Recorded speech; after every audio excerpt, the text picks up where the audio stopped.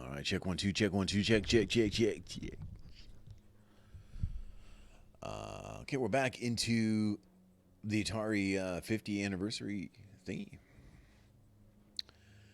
We've made it through the early arcade stuff, and now we are into Atari 2600, the home console.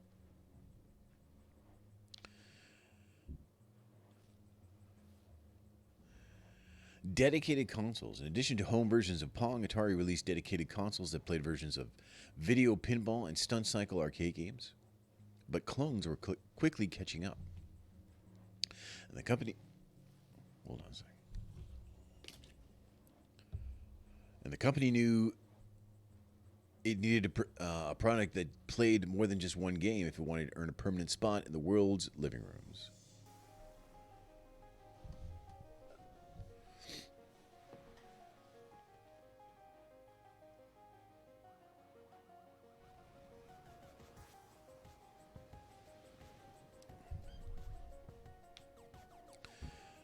And there it is. Look at that wood grain.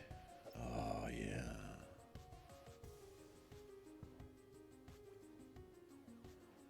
It's got some holes on the front.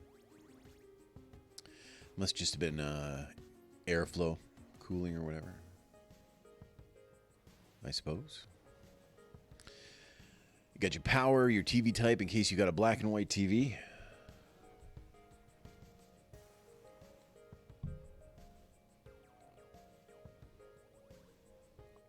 Difficulty selects, game select, game reset. Typical stuff. What's down here? What's a VCS? In this video, legendary Atari VCS programmers Howard Scott Warshaw and David Crane describe the impact of the Atari video computer system in their own words. Let's listen to it, or watch it and listen. Let's do both.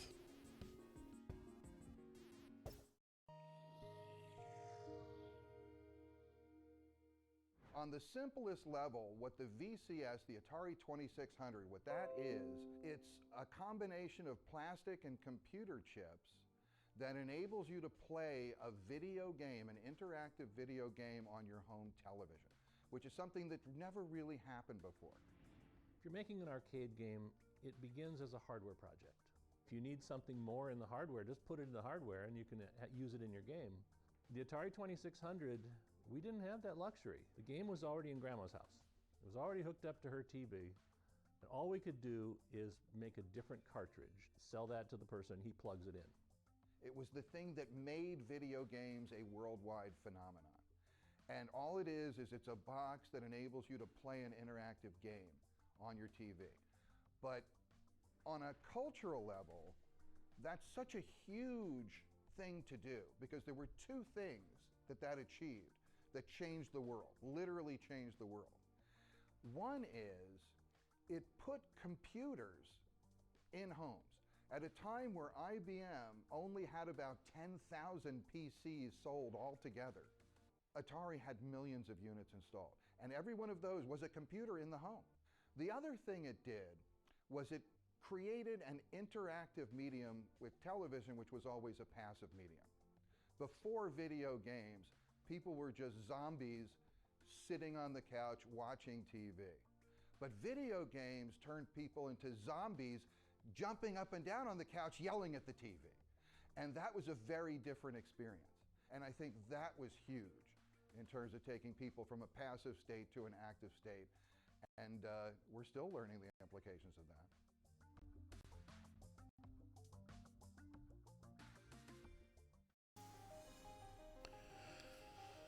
All right, probably not totally, probably not that interesting to a lot of people, but I really like that stack of boxes with the gradient colors at the end there. Here's the joystick. These joysticks, at least for us, when I was a kid, they would break all the time. Well, we were probably too rough on them, sure. We were kids. But, like, these would break all the time. VCS included two controllers that seem simple today, but were all games needed at the time. A four-way directional joystick and a single fire button. This means the Atari players used their right hands to move and their left hands to fire, the opposite of today's standard control layouts. And here's the paddle. And this was great because some of the, like, I was saying before, like Breakout, Warlords, those kind of things, it really feels good with the paddle. The launch VCS also included a pair of paddle controllers, analog devices used to give the player more fine-grained control over games in the style of Pong. The paddles use the same technology as a volume control knob, sending a gradual increasing signal to the console as they were turned. There they are. Look at that.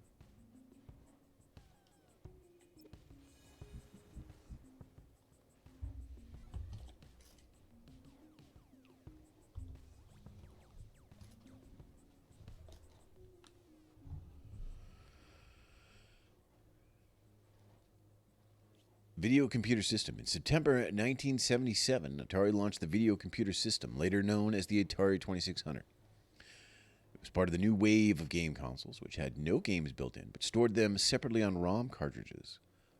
Technological superiority didn't come cheap. The VCS launched at $199, about $950 in 2022 dollars. That was a lot of money. Oh, I didn't read that, though. Okay. Combat. All right, well, we know about combat. If you find one Atari VCS game in someone's collection, it'll be Combat.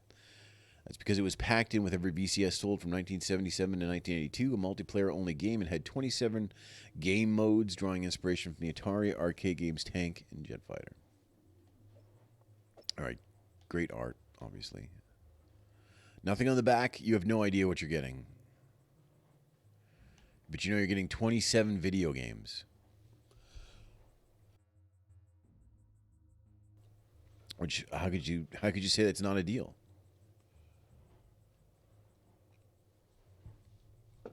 So obviously we're not going to play much Combat because it's multiplayer only, but let's jump in. For many years, every Atari VCS console came with a copy of Combat. The two-player military action game is based on two of Atari's arcade games produced under the Key Games label, 1974's Tank and 1975's Jet Fighter. In a nod to its arcade origins, Sears renamed its version of this cartridge Tank Plus.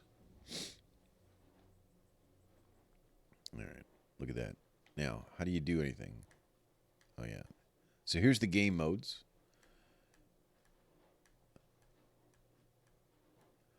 And these are all like variations. We can't go back, by the way. But, you know, no clouds, 2 planes, 3 planes, but one guy gets a fat plane. Jet fighters, jets handle differently than the biplanes. 2 jets. Here's tanks again. Tanks with different walls. Some of these are like bouncy bullets. Like this could be bouncy bullets. Let's try one.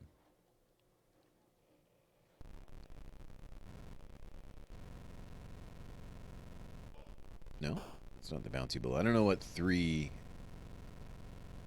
game type 3 is. It's something though, some sort of variation of the game. But here we go. Let's get around this guy and kill him.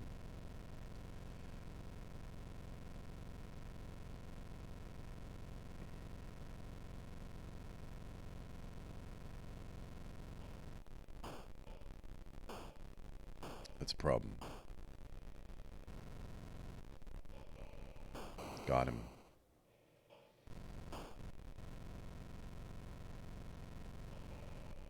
Okay.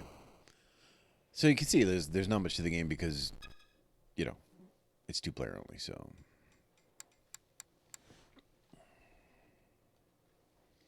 We can let's see what here's the instruction manual. There's controls. Straight missiles, guided missiles, billiard hit. Yeah, that's the bouncy ones. Here's all the game variations. Oh, yeah, you can, like... There might be some bullets you can guide. Yeah, guided missiles. Invisible tank. So I think you only appear when you fire. Or something. There's all the game, different versions of the game. This is how they say there's so many games or whatever. They count each variable as a game. Anyway. That's Combat. Could be a lot of fun with another person.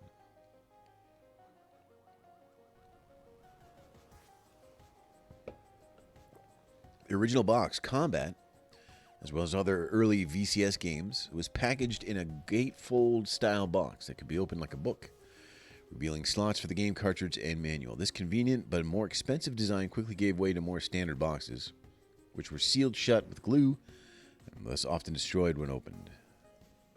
I don't remember any of these kind of game boxes. But like I said, we got the Atari pretty late, and so I imagine by the time we got it, they had switched all to the regular boxes. Combat's code, like other Atari 2600 games, Combat was a very small program made up of just 2 kilobytes of data. To put that in perspective, just the image shown here, which contains the entire Combat program in machine code, is more than 500 kilobytes in size.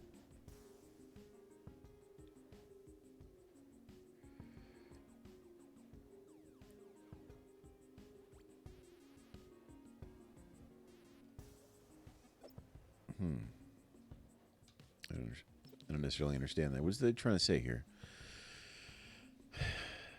So Combat was made of just 2 kilobytes of data.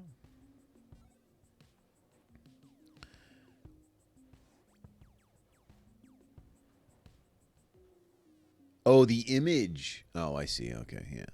So here's all the Combat. This is all the code for Combat.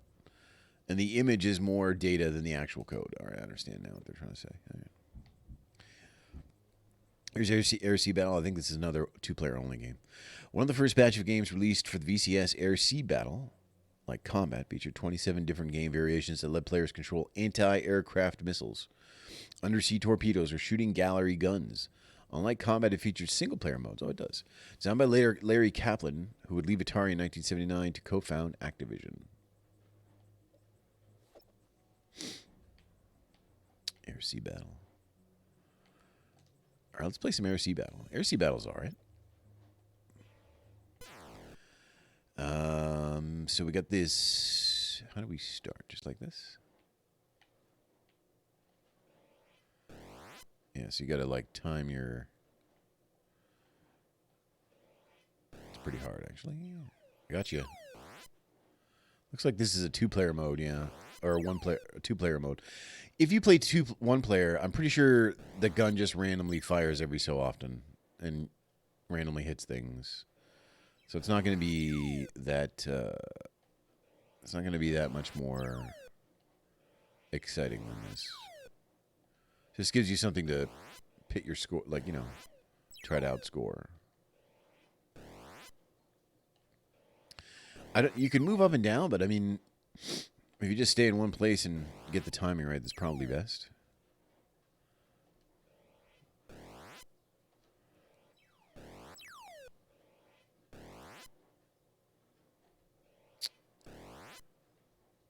Maybe not. Maybe it's better this way.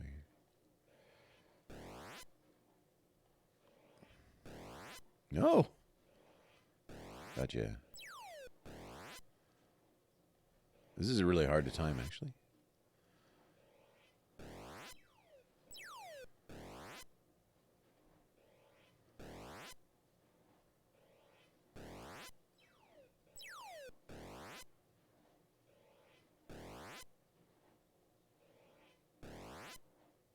Get out of town.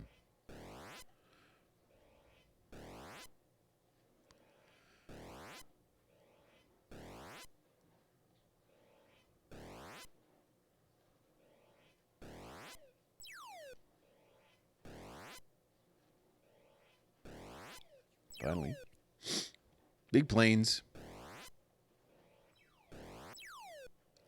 We all like shooting the big planes.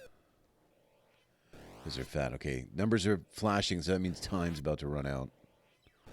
I have a feeling we're going to win. Got a strange feeling in the cockles of my heart. Can we get this last plane first? No. No, it's over. All right, 19-0. That's pretty good. We're good at Air Sea Battle. What other game modes are there? There's jets. There's that. There's these balloons. Just different patterns of stuff, I guess. Then you got the boats, because it is sea battle as well. So we can fight the boats. Then you got these. Let's play this one. This one has like landmines, I think. I think these are like landmines. Oh, you can move this one. You can't go up and down, but you can move. All right, this is pretty good. Oh, yeah. Can't go to their side, though. One player or two player side is no bueno.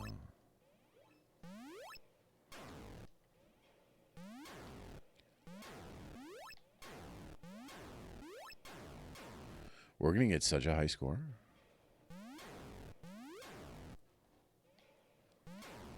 We're going to get the highest score. We're going to get a patch for our jean jacket.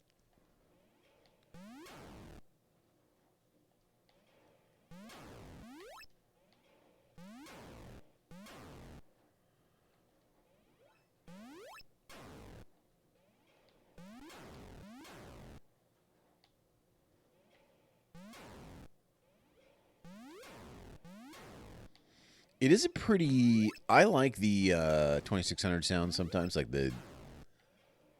I like the sound of them getting, like, blowing up and stuff. Like, it's a very satisfying explosion sound.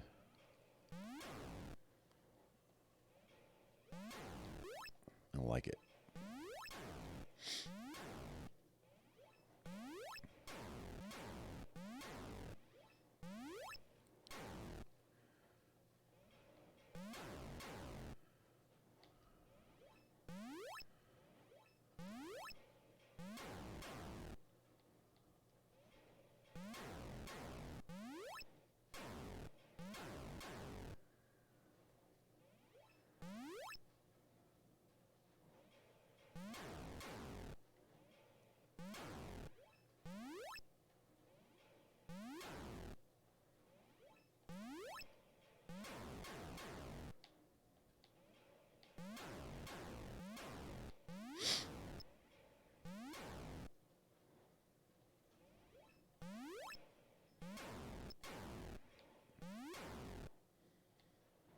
That's it?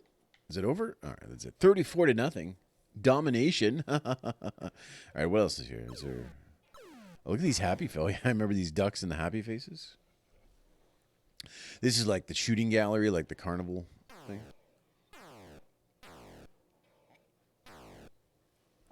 And then you have this where I think you're... What is it? You might be the plane at the top and you drop bombs.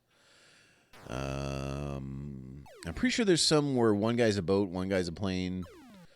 You know, you get the idea. Like this here, you can just face each other. One guy's a boat, one guy's a plane. Then this one has landmine. You know, there's a million different variations. Anyway, pretty fun game. I think better than Combat, probably. In my opinion. There's Sea Battle. Surround. You may surround by different names. Snake, the simple game design. Unofficially based on 1976 arcade game called Blockade by the company Gremlin. Sees two players maneuvering on ever-growing line until one of them crashes. Programmed by Alan Miller, later the co-founder of Activision. One player, two players. Two players attempt to trap their opponents inside perpetually extending walls in Alan Miller's action strategy game, which launched alongside the VCS. It also includes creative video graffiti mode for budding digital artists. All right, let's play Surround. I don't know if I had this game. I may not have had this game as a kid. No, I don't think I did. Maybe.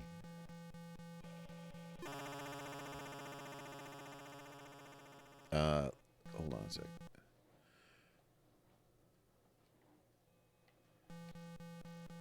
Okay. Yeah, we needed a one-player version. This guy's about to get killed, though.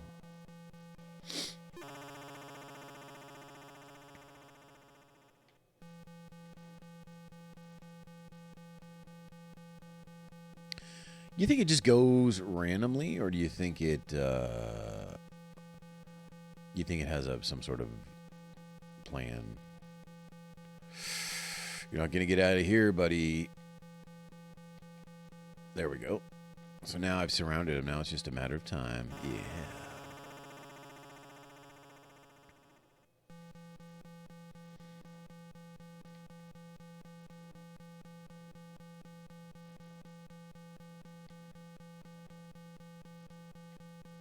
Oh, ho, ho, ho, ho.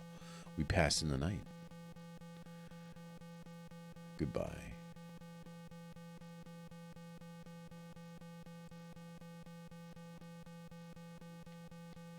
Now I can just do this in perpetuity.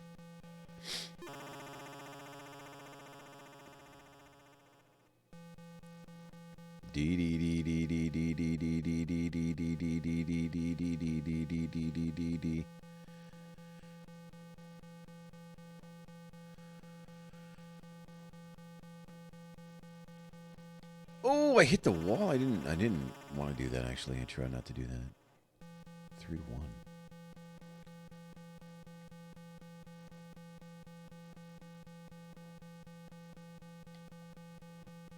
Now I can only get out at the top there.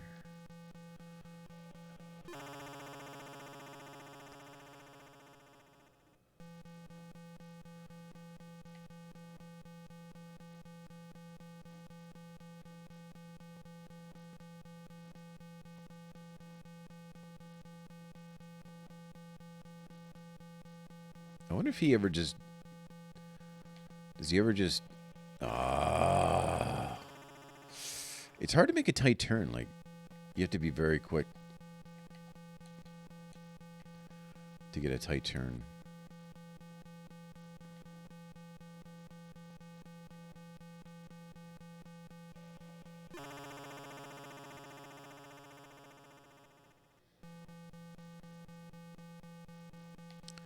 Not sure, like what, if it's to the certain score, or... I'm not sure. Oh, you can't collide. All right, that's interesting. How do you know what's yours? I guess it doesn't matter what's yours. Everything is deadly.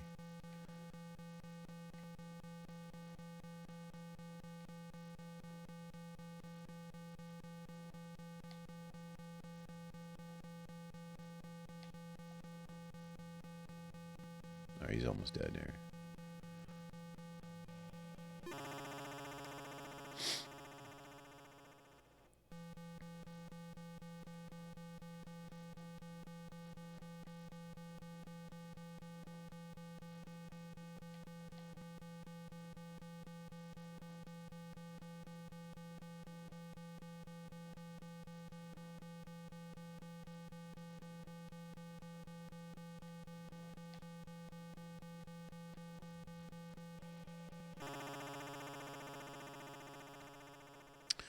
The computer offers me little challenge due to me being a huge brain.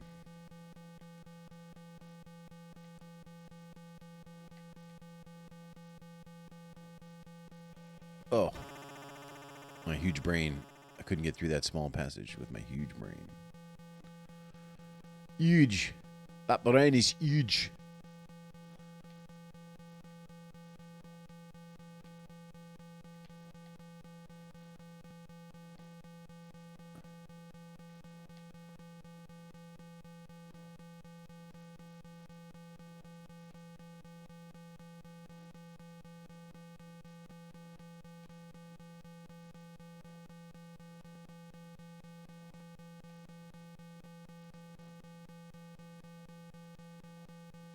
It never seems to like make a mistake and go into a wall. It just keeps going until I'm just gonna reset with this. You know, there's not much to see here anymore. But it doesn't seem to like ever make a mistake and go into a wall. It just traps itself and has to smash into a dead end.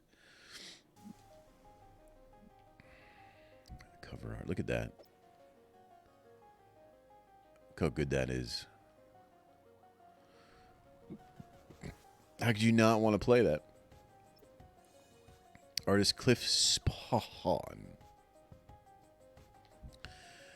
From arcade to home, a VCS version of a popular arcade game could be a big hit, but bringing a coin-operated game to the lower-powered home version machine was easier said than done.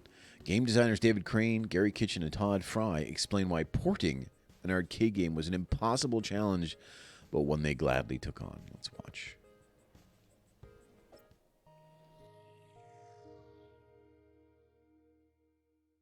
The entire reason that Atari created the Atari 2600 home console was to put their arcade hits into the home. If we can sell home versions of our arcade hit games into the home, we can sell millions of them instead of just take quarters from the thousands of people who go to arcades. And so the hardware was designed to make it possible to play Tank and Pong. That's about all that they did in the hardware. So the distinction is this. Coin-Up gets to use more expensive hardware. They get to use tons and tons of hardware, and they get to refresh their hardware all the time. I had played an Outlaw-like game in the arcade. I think it was Midway. And I was just told to make a game, so I said, well, here's an idea, two guys shooting at each other. And so I made that game. My goal is to try to make it like the arcade game, so I can look at the arcade game and say, this is what it has to do. So there really wasn't any need for me to have communication with the arcade guys. I'm particularly proud of the Atari 2600 Canyon Bomber because it also has the Atari arcade game Depth Charge in it. So it turns out that in a 2K byte Atari 2600 cartridge, I simulated both Canyon Bomber and Depth Charge, which were probably $3,000 arcade game hardware.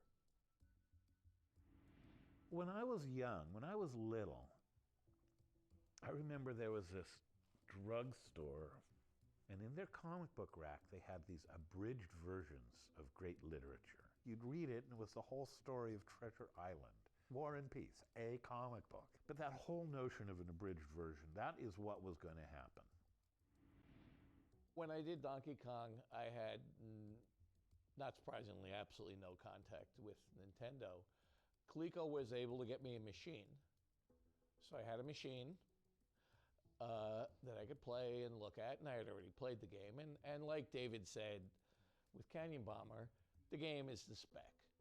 Frankly, the hardware is so different in its capabilities that I can't think of any value I would have had getting in touch with anybody at Nintendo. It's like talking to the guy who created the Porsche Carrera about making a bicycle. I mean, it's like, there's not a lot there. Not a lot you're going to tell me. Here's this masterpiece and do it on this toaster, And I was young enough and stupid enough to not be intimidated. And I wasn't because I was just a kid. And I was like, no big deal.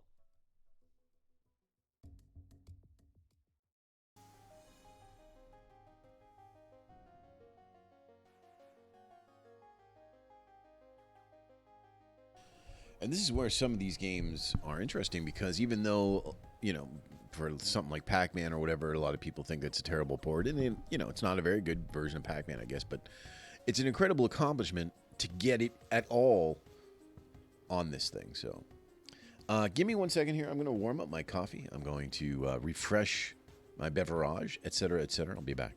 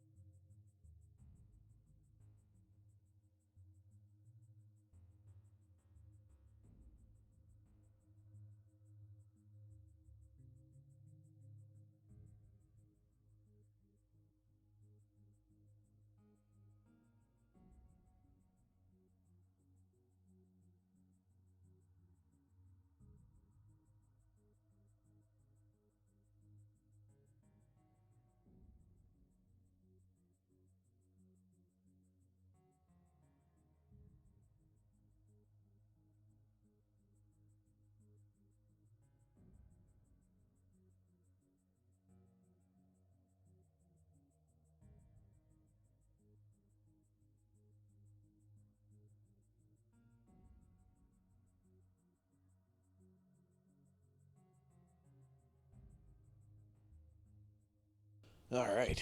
Ooh, what do we got down here? Outlaw. Atari's 1976 arcade game Outlaw let the players use a gun controller to aim at the screen and shoot a bandit. This VCS version keeps the Wild West shootout theme, but is a third-person game for 2 players. It was the first game created by David Crane, who would go on to co-found Activision and create celebrated VCS games like Pitfall. Look at that art. Look at the art on these games, man. Whoa. How do you... All right, yeah. There's the back. There's actually things on the back.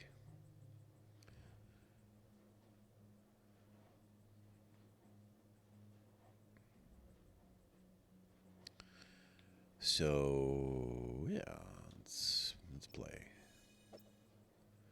Programmer David Crane was asked to create a Western-themed shooting game. His response for the VCS offers several creative 2-player variations of the theme, as well as a target shooting game for single players.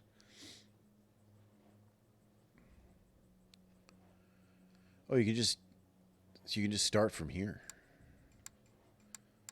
Oh, interesting. Okay. All right, 2-player, 2-player, 2-player. These are all 2 players. Basically, you just a dude. There's 2 dudes, and there's obstacles, and you have to shoot each other. It's pretty simple. Well, let's try some 1-player. What's below? Cactus. Let's play.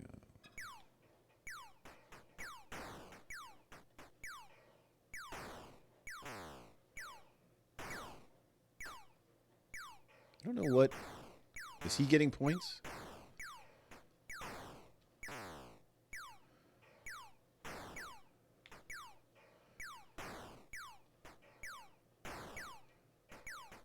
Can you shoot the cactus? Oh, you can rebound your bullet.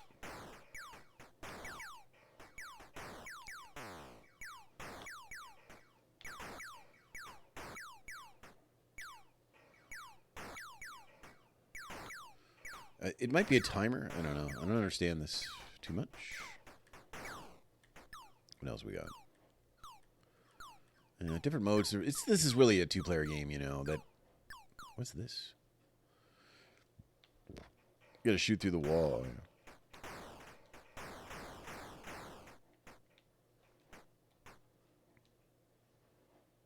How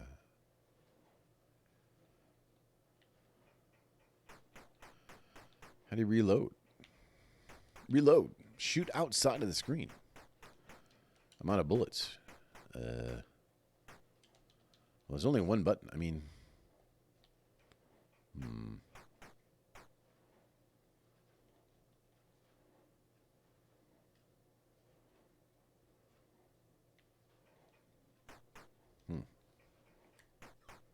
I don't know, man. All right. Anyway, decent game. Mostly a 2-player game, though, you know. Canyon Bomber. Along with a game called Slot Machine, Canyon Bomber is one of the final games authored by David Crane to be released by Atari. It was something of an upside-down game in Breakout, in which player bombed colored rows of bricks at the bottom of the screen. A separate mode, Sea Bomber, had the player aiming at submarines.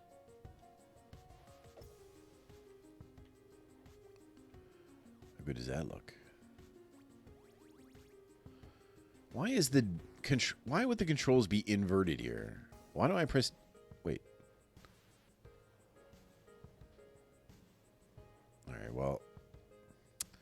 I guess I'm not controlling the box, I'm controlling the camera. If you think of it that way, it's fine.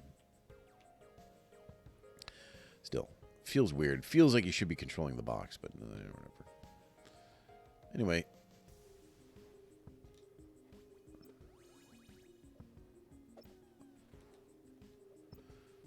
Atari's 1977 arcade game, almost like a reverse Breakout, where players drop bombs to destroy strata and bricks in a canyon below, received a color upgrade when David Crane created a port for the VCS. He also added a mode where players attack boats from their helicopters and dubbed it Sea Bomber.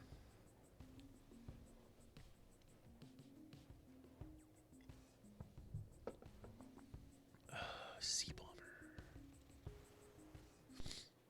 All right, I don't think I had Canyon Bomber.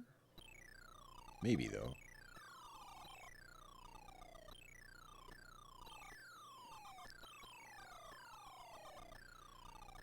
think you're just trying to get as many points as you can.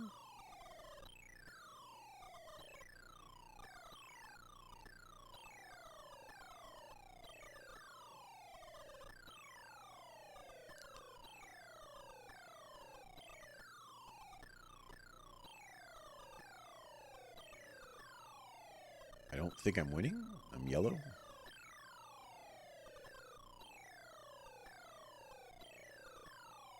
I don't know what that bar is underneath your score either. Is that ammo or? Oh, you're like different. Sometimes you're a different plane too.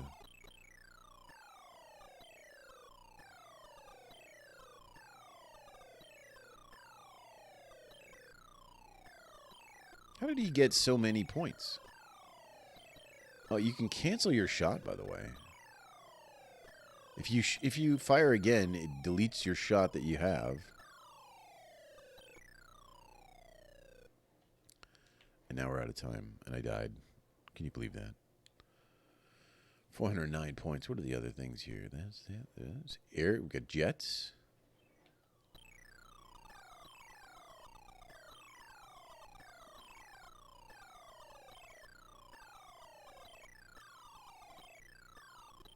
I wonder if the different level, like, is the blue worth more? It only goes through so many layers and then it stops.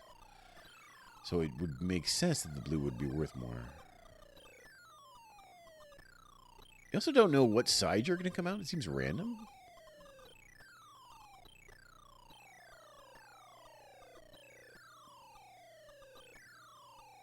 Computer's really good at this, actually. I mean, it's just randomly dropping bombs, so maybe that's what I need to do. Just keep dropping bombs.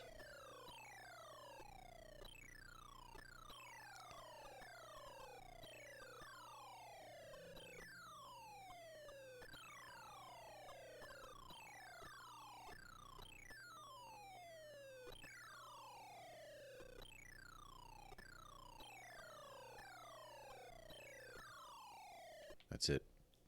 It looks like the time limit at that bar or something. Anyway, what else do we got here? Planes. Boats. You know. All right. Well, another interesting game that's probably better. 2 players. Canyon Bomber. I don't know if I ever had that one as a kid.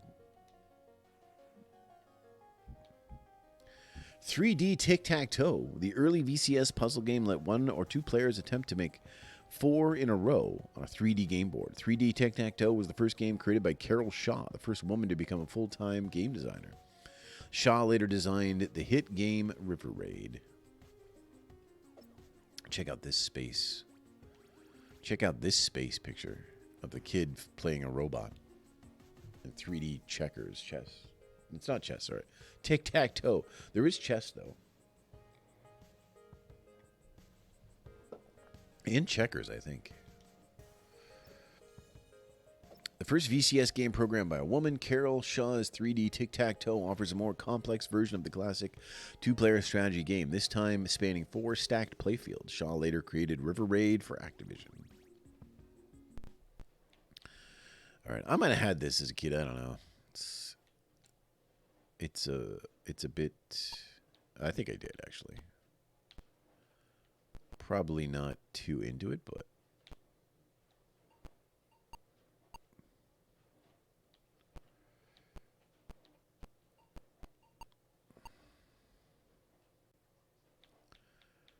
So now, what do we want to like? We don't want to let him do our strategy, do we?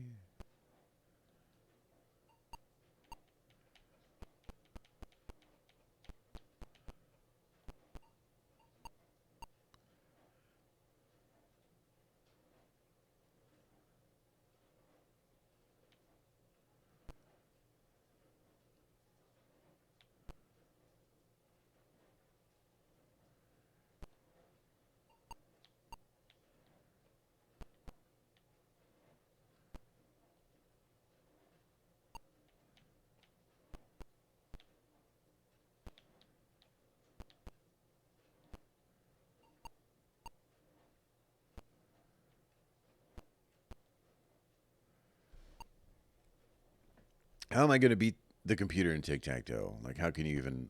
Doesn't tic-tac-toe just require you to make a mistake?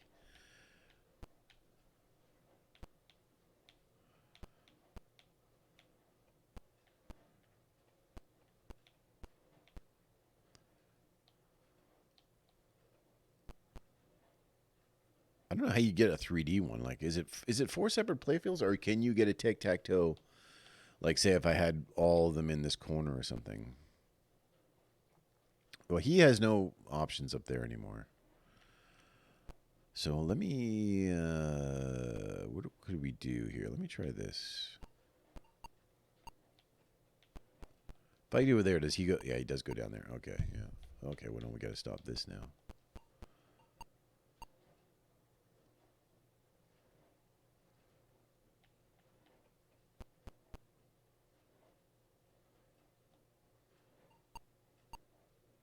This is Megamind kind of stuff right here.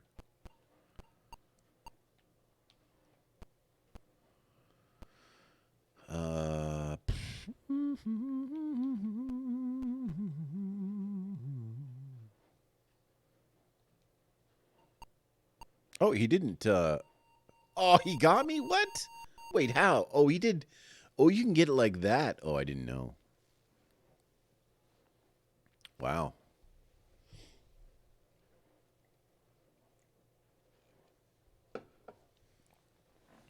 I didn't know. All right, pretty good. I mean, is there even any... I don't even know. These might be difficulty levels or something, but... Two-player stuff, you know. Tic-tac-toe, man.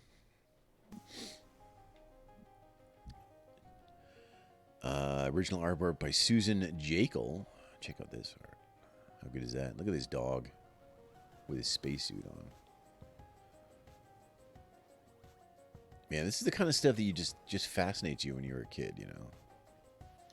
Seeing art like that. Keyboard controllers. While the original VCS joystick was elegant in its simplicity, it did limit the number of games, the types of games the system could play. Released in December 1978, the keyboard controllers were Atari's first attempt at solving this, giving the player a number pad style array of 12 buttons. I don't know if I ever had one of these. Maybe. Hunt and Score. Hunt and Score was a memory matching game in which players flip cards attempting to find similar pictures. So memory, numbers, and pictures. Codebreaker. Codebreaker was a classic game in which the player had to guess a 3 and 4 digit sequence. Oh yeah, so yeah, that's a pretty classic. It tells you. You pick 4 numbers, and it tells you how many you got right, but if they're right but in the wrong spot, or if they're right in the right spot. You know. Brain Games. Brain Games is a collection of various puzzle games from designer Larry Kaplan, including a version of Atari's arcade and handheld game Touch Me. Oh. We learned about that earlier. All right, these games, not too exciting. Don't Watch TV Tonight, an early advertisement for the Atari VCS that ran in Popular Mechanics magazine. Since the concept of having a video game system in the home was so new, this ad was less about the VCS or its games specifically and more about the very idea of adding a game console to a home. We're the games you play on your own TV set. We're Atari Video Computer System. Remember Pong? Well, that was just the beginning. Atari is now a sophisticated, computerized, programmable unit that hooks up to your television in a matter of seconds. Atari features greater selection, 20 different game program cartridges, over 1,300 game variations. We're sports games, we're mind games, we educate, we entertain. We can be played by 1 player, 2 players, 3 or 4. We're a system that's specifically designed to change colors to protect and safeguard your TV tube from any damage. We offer crisper colors. And played, of course, on a color TV. We pride ourselves on true-to-life sound effects, which play through your own TV's sound system. We're Atari, and if someone in your family hasn't asked for us yet, get ready, they're going to. Oh, yeah. Look at that. How would you not want that?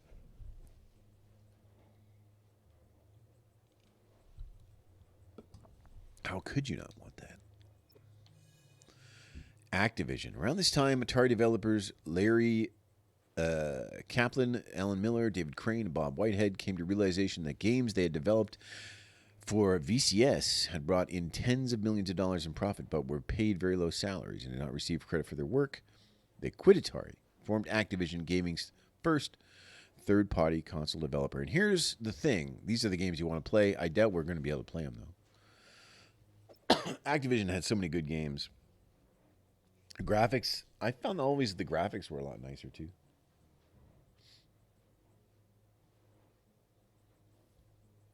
But Pitfall, Kaboom, Dragster, Freeway, I'm pretty sure I had all 4 of those. Laser Blast and Ice Hockey, not sure. Notable and quotable. We were responsible for making $16 million in Atari, and we were getting paid $20,000. The Monday started was the Monday after Friday that three of the Activision 4 left in early August 1979. Well, that was a bunch of talent that left, and it turns out they weren't completely irreplaceable. Todd Fry, creator of Sword Quest. More companies, more cartridges. Activision proved a third-party company could make games and profits by developing new cartridges for the VCS. Another group of Atari employees left to form eMagic in 1981. Over the next few years, many companies began publishing Atari VCS games, including media giants like CBS Electronics and 20th Century Fox, toy and board game makers like Coleco, Mattel, Milton Bradley, Parker Brothers, and Avalon Hill, and future gaming powerhouses Sega and Konami. All right, here's Adventure. Another landmark VCS game released in 1980 was Adventure. Creator Warren Robinette was inspired by the 1977 text-based game Colossal Cave Adventure to create a similar non-linear adventure game for the VCS. It's considered to be sort of start of the adventure game genre of video games in which players explore worlds while finding and using items. Definitely had this. We're going to play it. Warren Robinette was inspired to create adventure by text adventure games, little knowing his graphic dungeon crawling game would in turn inspire other designers in the decades to come.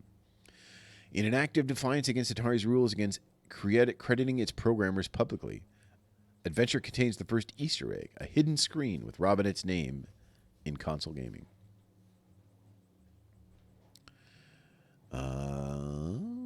Play. All right, how do you play again? I sort of remember. Okay. We get the key. We can open the key to the yellow castle. We get the sword. You can only have one item at a time. So now we have the sword. Where do we go? Kill the dragon. Get the black key. Does that mean we can open this wall? No.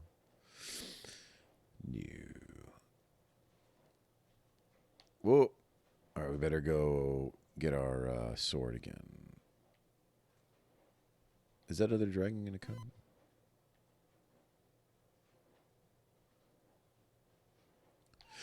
Oh, he scared me. Got him, though.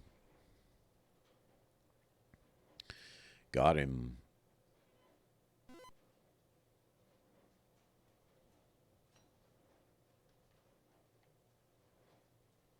All right, here's a maze. How do you get through the maze? I can't remember. Not that way. Not that way. Never go that way. Oh, there's the bridge. The bridge allows you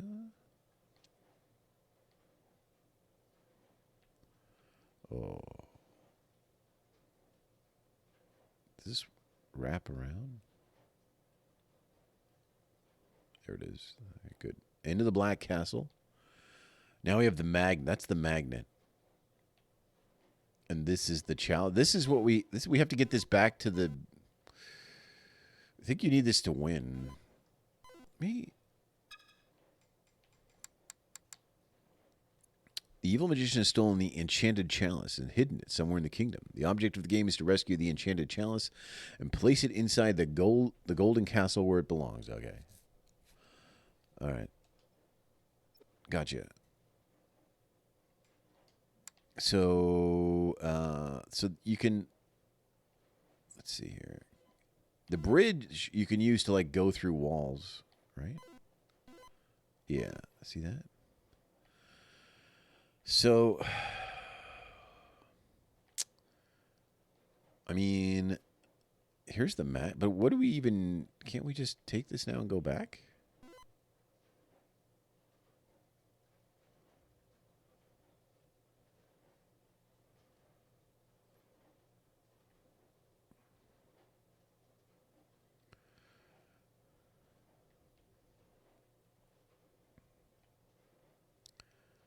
Can't we just take this and go back?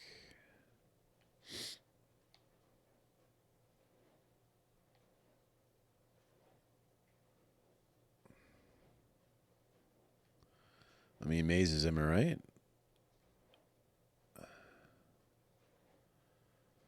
How do you...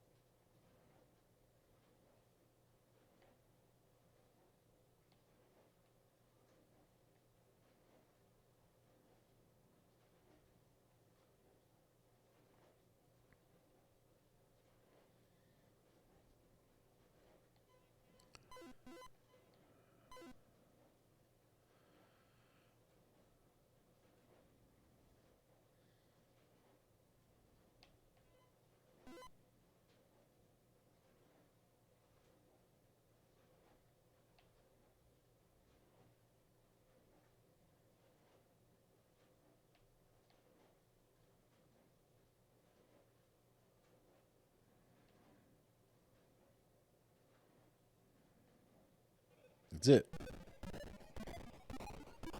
I think there's other difficulties with like other castles and stuff. Let me see if I can...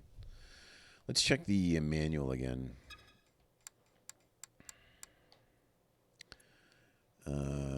Good magic. While the evil magician has created many hazards, you have a sword. If the right difficulty switch is in the A position, all dragons will run from the sword. Cannot be used to pass through any barrier into the next portion, nor can it be used to move right to left. If you should happen to touch the inside of the bridge where you're passing the bridge will close and may become trapped in the wall. To release yourself, press the red controller.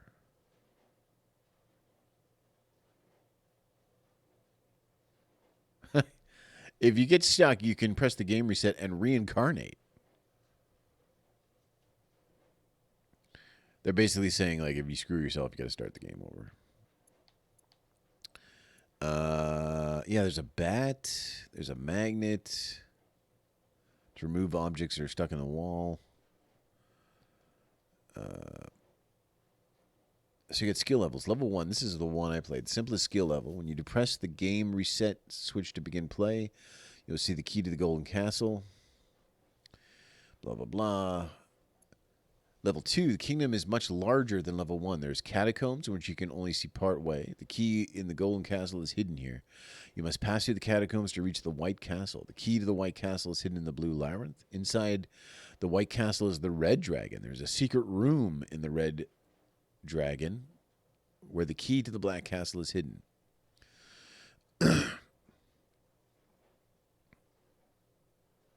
And then the third one is the same as the second one, but all the items are random. Dragons could be inside any of the castles. All right. Anyway, adventure is awesome. You know, what can I say?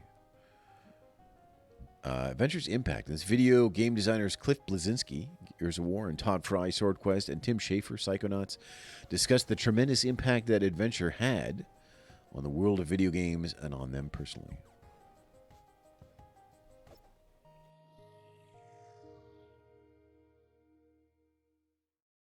I'd have to say one of the more influential Atari games that hit me hard was Adventure. Adventure had been a very popular game. Adventure is related to really a nerdy game. It's related to like text adventures or to Dungeons and Dragons more than any of the other things, any of the other intellectual property or content on the 2600.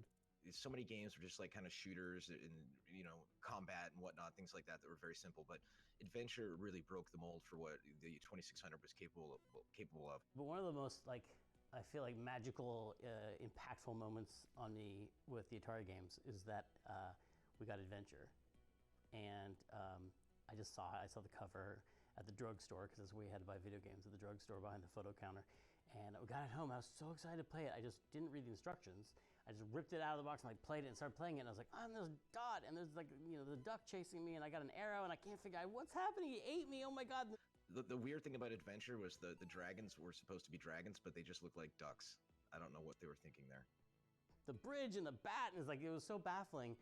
I really loved that experience of somewhat confused experience, and I feel like that's actually something I love still in games now. When there's that moment of like, what the, where you just get games can do that. They can just surprise you, and they can make you feel really bewildered. And then as you slowly figure out how they work, that's part of the pleasure of them. I think is that not knowing what to expect in them. So that moment of being surprised by Adventure has really stuck with me.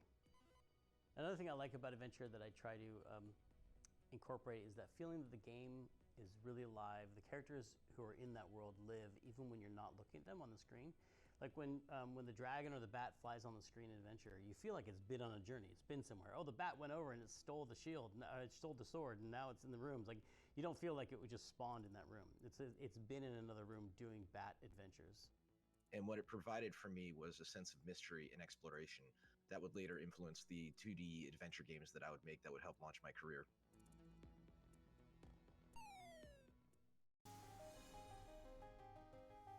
Right, so you saw some of the other spots in there, like the in the maze where you can only see around you, and the bat that just randomly picks up items and puts them other places, I think is what it does. So, yeah. Easter egg. The Easter egg is known for hiding... Oh, Adventure is known for hiding one of the first secret Easter eggs in video games. Since Atari designers didn't get public credit for their work, Warren Robinett hid his name in the game. The player went through an elaborate sequence of moves.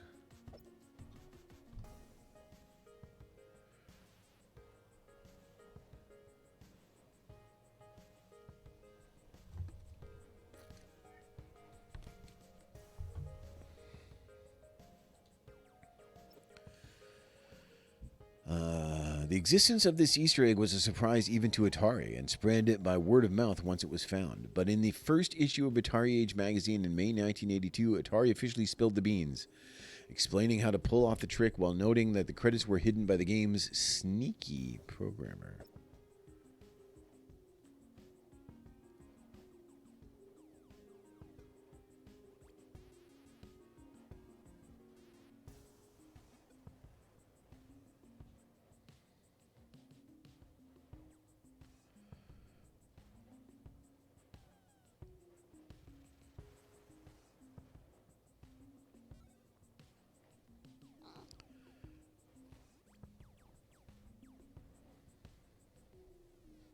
Okay, all right.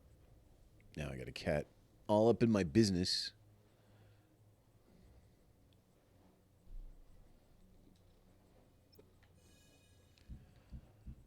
Dodge 'em. Considered to be one of the more fast-paced and exciting games on the VCS, Dodge 'em was programmed by Karla Mininsky, who would later create Warlords and Star Raiders for the VCS. It includes both single and multiplayer modes. I don't know if I recognize this one. Considered to, let's see here. Dodge 'em cars drive in opposite directions, switching between concentric lanes in a circular track, programmed by Karla Mininsky. Oh, maybe I have played this before. This looks similar to another game.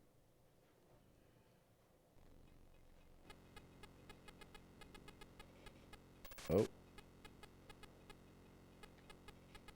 I get it.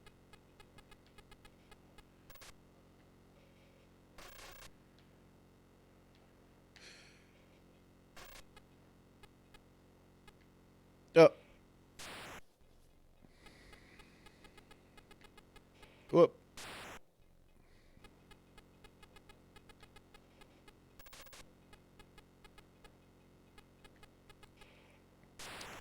You got to be quick, but I won. All right. Decent. Kind of a Pac-Man-y thing. Pretty fast. All right.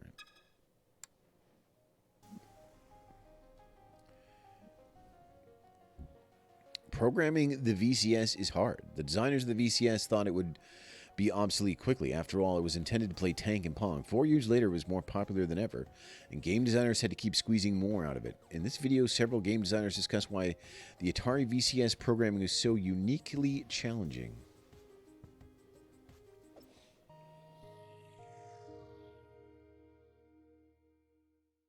So one of the first questions they asked me at Atari was, what do you want to work on? So I just said to him, I said, what's the dirtiest, most basic elemental system that you have? And he goes, oh, well, that's the VCS. And I said, well, that's where I want to start. I mean, the constraints on the programmers were worse than I ever even imagined were possible. 2600 doesn't draw a screen. It doesn't draw anything. What it does is it has these little logic devices, these counters and shift registers that say, this is the start of the screen, this is the left side of the screen. The electron beam is moving to the right. I'm going to count. I know how fast the electron beam is moving. I'm going to count until the electron beam is somewhere on the screen, and then I'm going to change the color on the screen for a little itsy bit. There's only one console where you have to think about the electron gun moving across the screen and what machine cycle you're on and when you can show stuff on the screen. That's such a fun and unique and annoying challenge that it really hooks you. It's the most fun I've ever had making a game. What do you say, Dave? Fun might not be the word. You know, it is the most challenging thing you could do. When we were doing it at Atari and at Activision, there were fewer than 100 people in the world who could do what we were doing. And that in itself was, you know, very positive, very uplifting. It's really a sense of accomplishment.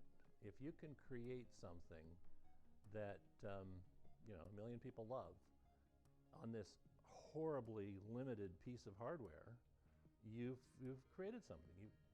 You know, have a sense of accomplishment. And there are very few things more technical challenging than trying to get a game out of the VCS in the first place, because the VCS is a very technically limited machine. It sounds like a fabulous thing, and when it first came out, it was, because people had never seen anything like it. I don't know if other people are as rewarded by it, but you're overcoming tremendous challenges. There's nothing that's easy to do on the 2600. And you're winning, right? I love winning. And the other thing that's fun about playing them still is that they're all 60 frames a second. They have to hit that or the screen won't draw, you know? So they're all even much better than I think consoles that came out a few years afterwards. They all feel really fast when you play them. No Atari game has any sort of lag or anything because they had no option to have lag. It's like when today, in hindsight, people criticize the first screen of Donkey Kong on the 2600. When I finished that screen, I thought it was a miracle. And you get people on Facebook today saying it's the biggest piece of junk I ever saw. And you just have to understand the perspective of where you were at the time. The programmers that worked with that machine were magicians.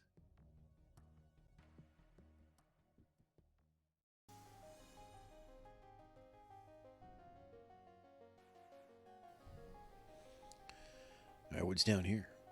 Inside the VCS. The circuit board inside the VCS shows that it was a very simple computer design.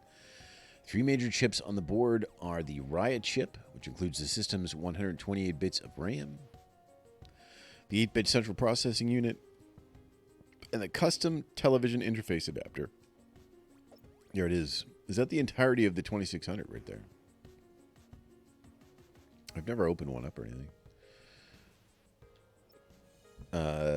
The TIA was the secret sauce of VCS, making it unique even among other video game systems at the time. Instead of drawing an entire screen at once, it drew the graphics on the TV line by line. This was a cost-saving measure, but it allowed clever programmers to pull off incredible tricks.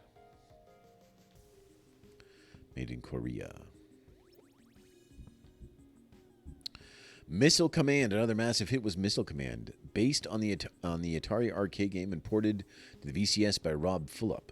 While the Cold War era arcade game was about defending cities on Earth from missiles launched by other countries, the VCS game's manual said it was a war between two alien planets, covering up uncomfortable reality with fantasy. There it is. There's that great Missile Command artwork.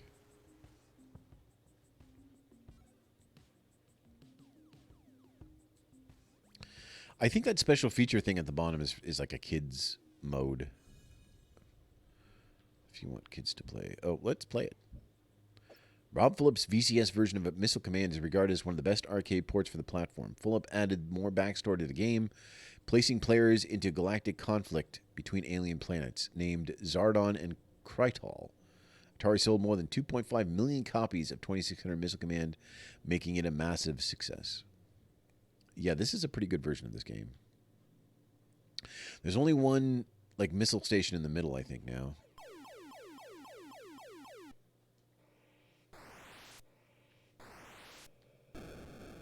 So it's a little bit cut down. Remember, you had 3, a right, a left, and a middle in the arcade game.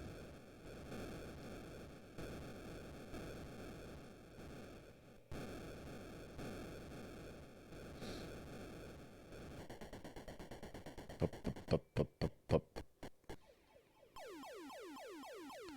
Pup, pup, pup, pup, pup, pup.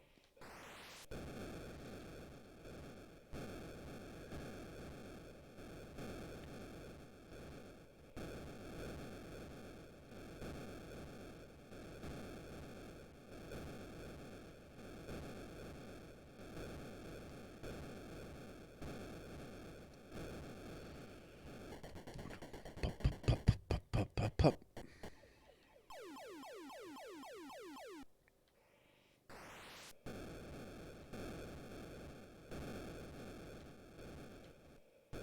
Look how good this is.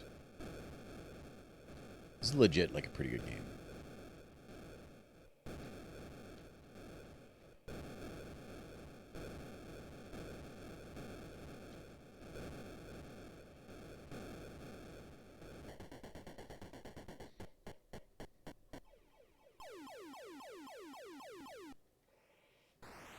Missiles get pretty fast, if I remember.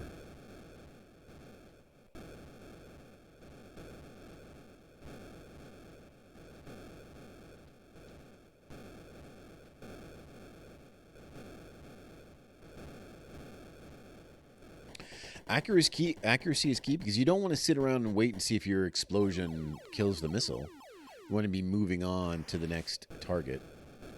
And, but if you leave and you weren't accurate, then you may not make it back. Like right here, I didn't quite get it. Oh, I got it in that time. Okay, good.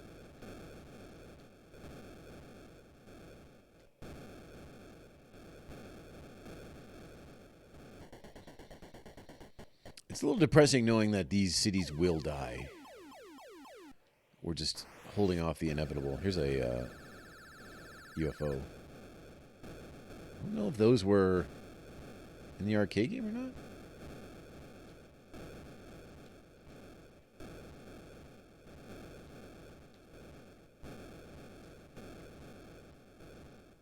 I don't know if that one was going to hit or not. It was close. I don't think they... I think they can miss. Like, they're not necessarily going to hit a city.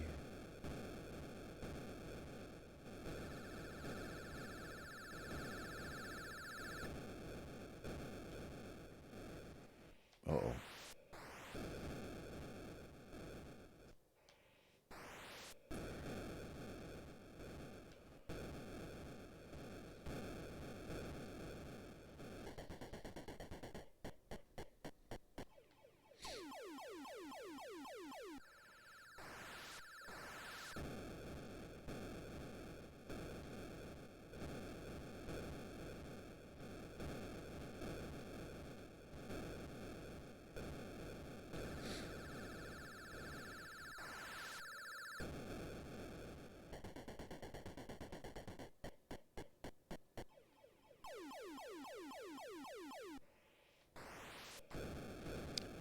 it's funny to say it, but it was always exciting as a kid when you got to, oh my God, when you got to a new color of the background or whatever.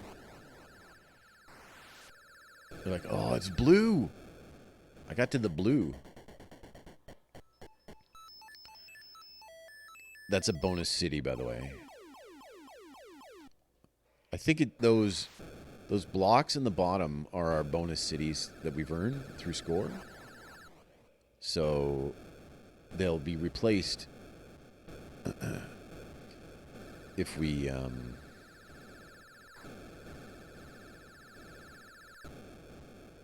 lose one. We should get this back, right? Yeah.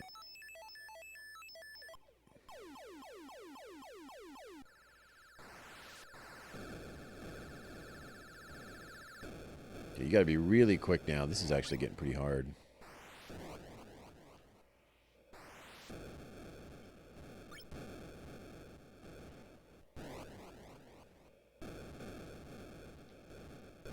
You gotta be ahead of the missiles too, because it takes some time for the explosion to, oh God. It takes some time for the explosion to happen. So it's a timing thing too.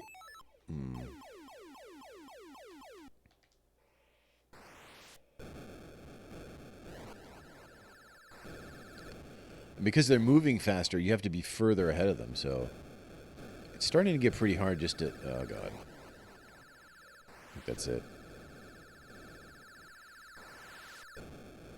Oh no, we have a bonus city, so. Oh, I thought we had a bonus city, what? Maybe you just don't get, if you lose everything, you don't get bonus cities. All right, let me readjust here.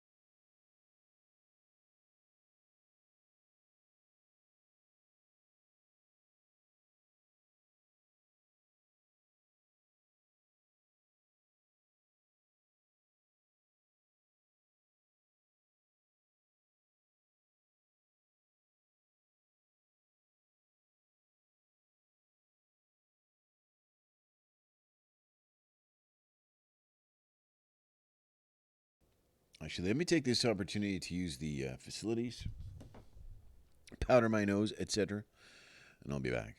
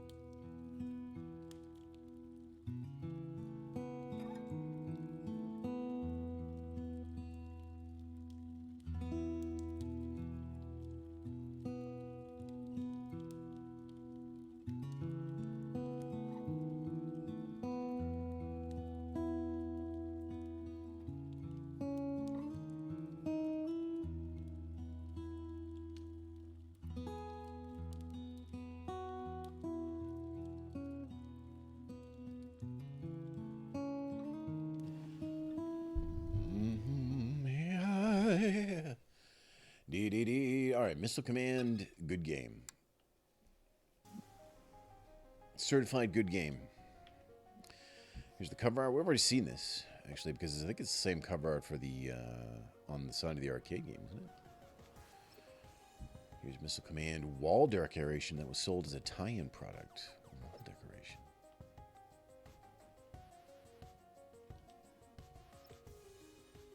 One free turkey. Missile Command for the VCS was Atari's biggest selling game to that point, over 2.5 million copies sold. Rob Fuller expected a substantial bonus check that year, but was instead given this coupon for a free turkey. This led him to quit Atari and co-found the publisher Imagic.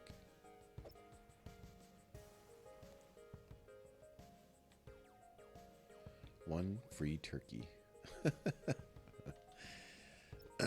Yeah.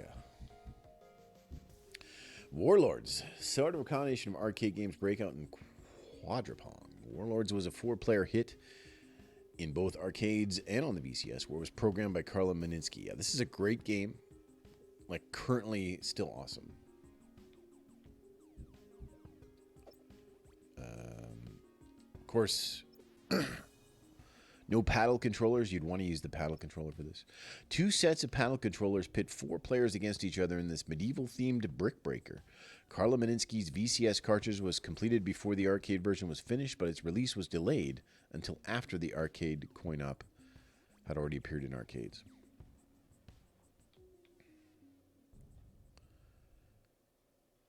Let's see if we... Okay, that's not... Is there a... Okay, hold on. Is this... Now we got 2... Oh, yeah, everyone's playing. All right.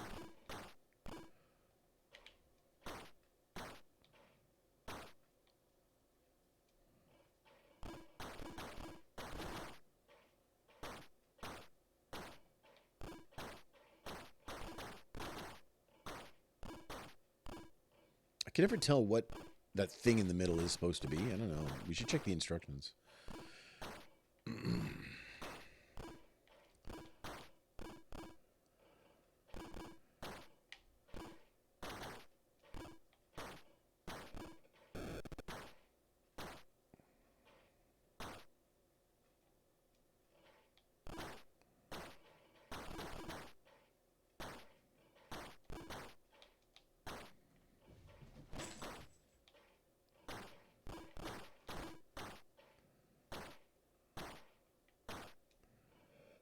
Got him.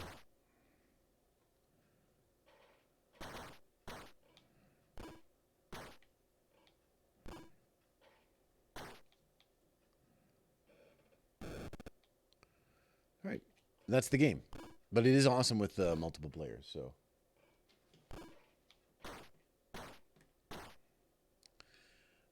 Let's see the instruction manual here. What is that thing supposed to be? The object of the game, it's a warlord. Your warlord is located inside your castle. I can't see what the abstract picture of that is supposed to be. Yeah, I still know. Yeah, I still don't know. But, I mean, it's a warlord. It's your warlord, but I don't know what it's supposed to be. What it's supposed to look like. I don't get it. Let's look down here. Look at this cover art, by the way. How good is this?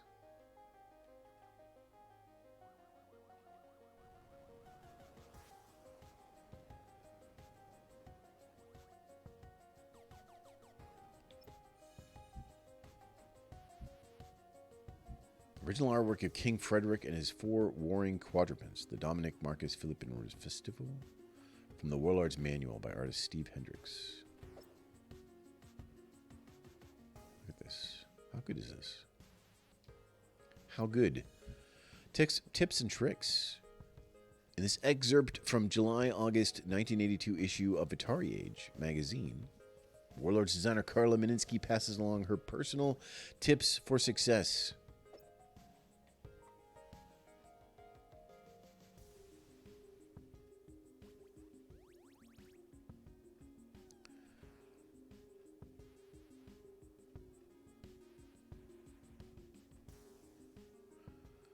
Here are some tips. The ball will travel either straight side to side, 45. There's no other possible paths. Knowing this, you can plan shots. Players facing each other top and bottom are more dangerous to each other than those placed side to side or crossways on the field. Therefore, position the best players facing each other top to bottom to keep things even. Oh, so it's like unfair.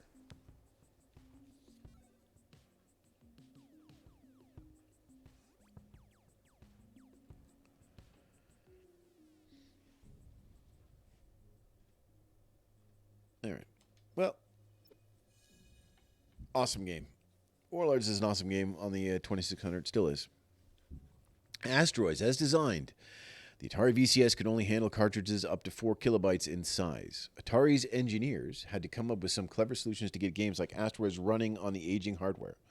It was the first game in the platform to use an 8 kilobyte ROM. Eventually, games would grow to 32 kilobytes in size. Incredibly tiny by modern standards, but luxuriously large. Huge for Atari designers. I don't know why I can't read anymore. I used to be able to read, and now I currently cannot. Here's Asteroids.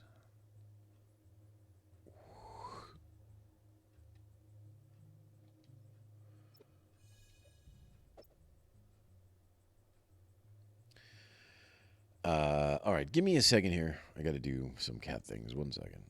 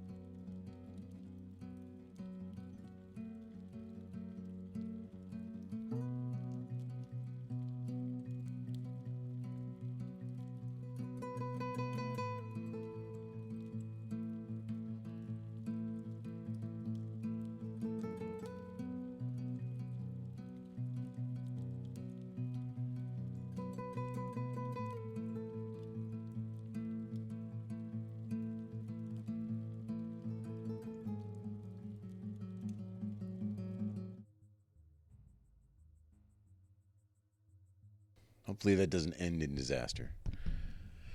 All right. The VCS interpretation of Atari's arcade hit retained the coin ops gameplay, replacing the lean vector graphics with colorful raster space rocks. Atari ultimately sold more than 3 million Asteroids cartridges for the 2600.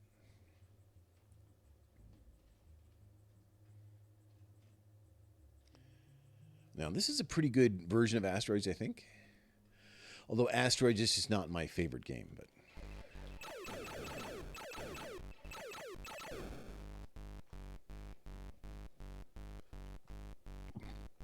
Excuse me.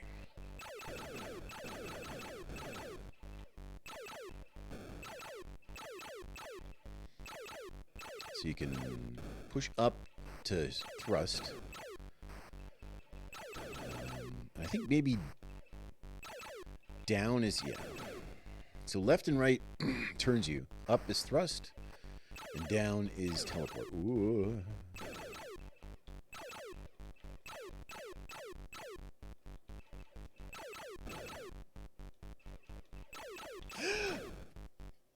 Oh, I accidentally hit the...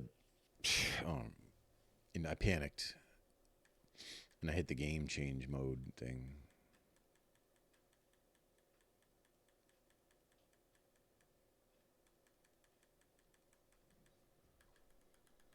Man, there's like so many options.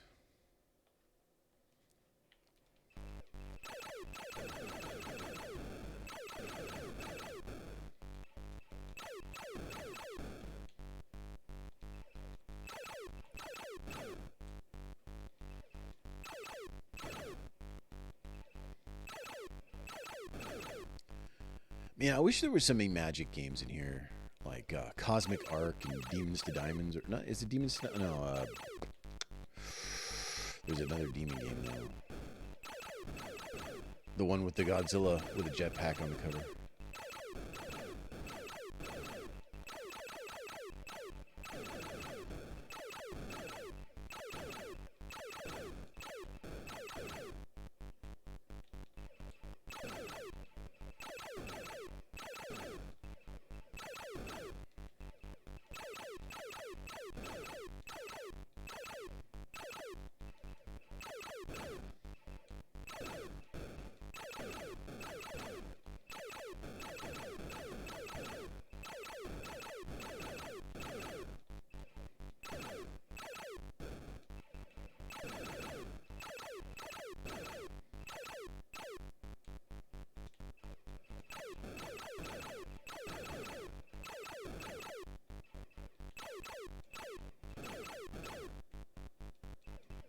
used to really like Cosmic Arc.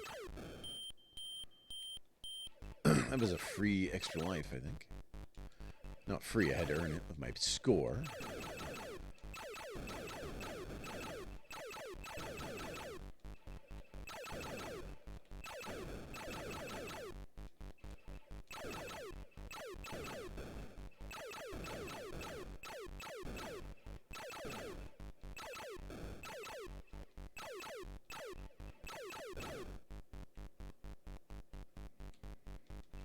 Quite a bit easier than the arcade game. You can just sort of stay in the middle often.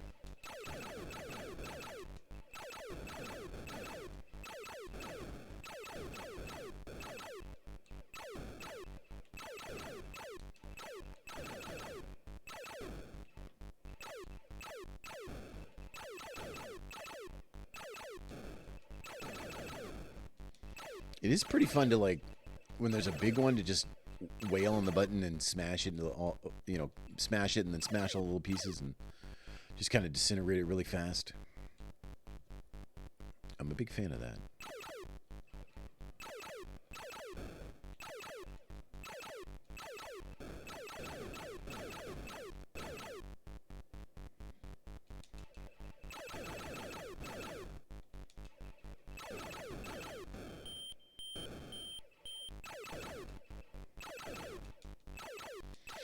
We might get a patch here, if we're good enough.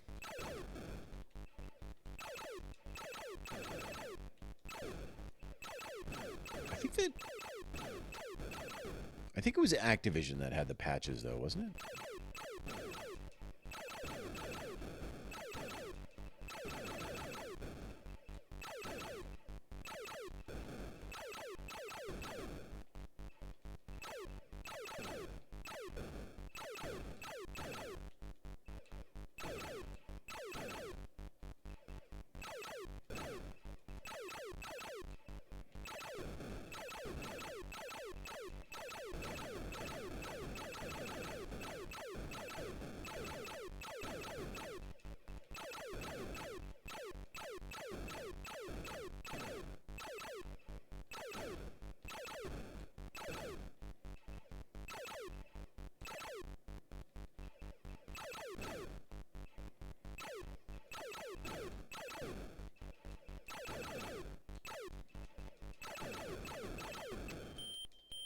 I've already got 7 lives, by the way.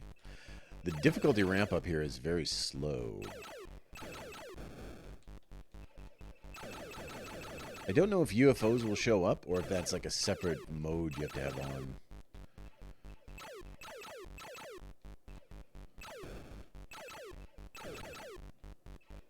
At least you got a big score in this, though.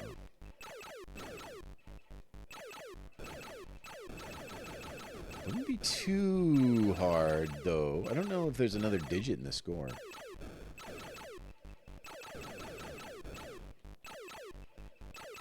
I wonder what happens if you max out the score. Oh. Oh.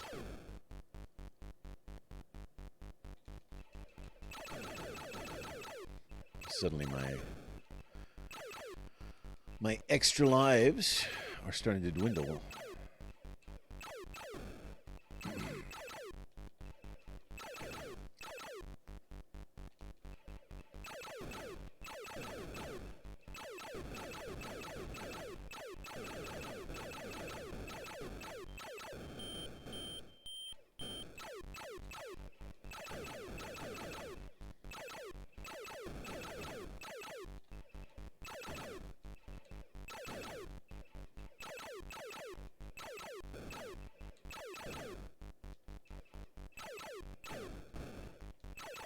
I don't know if I like the colored asteroids better or the vector graphics looking arcade version. I might like the arcade one a little better.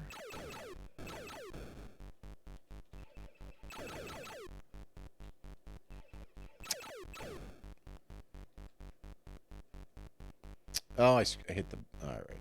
Well, I hit the reset button by accident.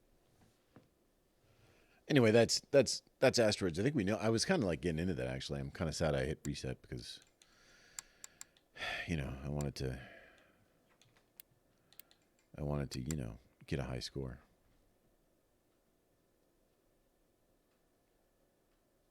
But that's okay. I think we understand.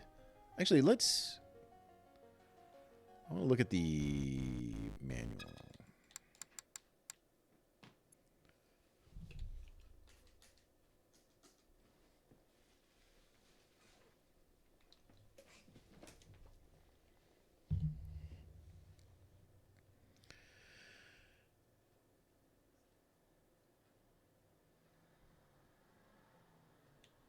All right. Cosmic Space Patrol, there's the story, gameplay, operating your spaceship, console controls. I just want to see what the difficulty. The Asteroids game has 2 difficulties, A and B. The B level is normal game for beginners. The A level offers a bigger challenge with the addition of UFOs. Oh, yeah, so you got to switch the difficulty over to A. All right, well, we should have done that, actually, to get our...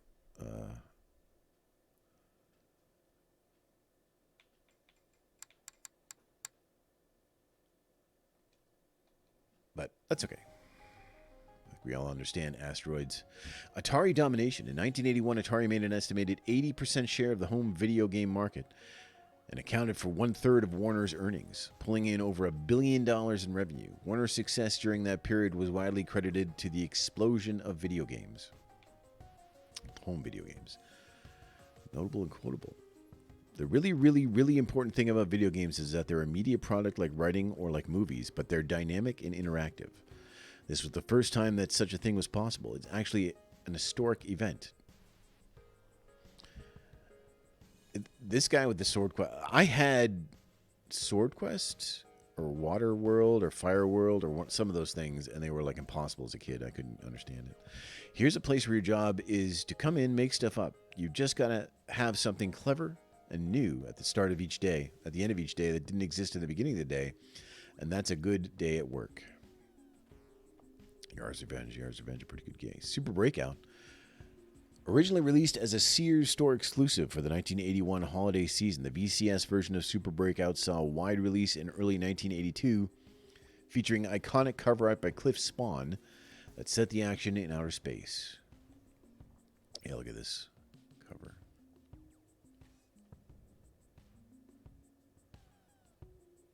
Dude's playing tennis in space. Let's play it. Programmed by Nick Turner and Carol Shaw, the VCS port of Super Breakout hides a musical surprise. Higher strata of bricks trigger different longer sequences of notes, giving the player's movements and choices the ability to generate a semi-random, if often dissonant, symphony.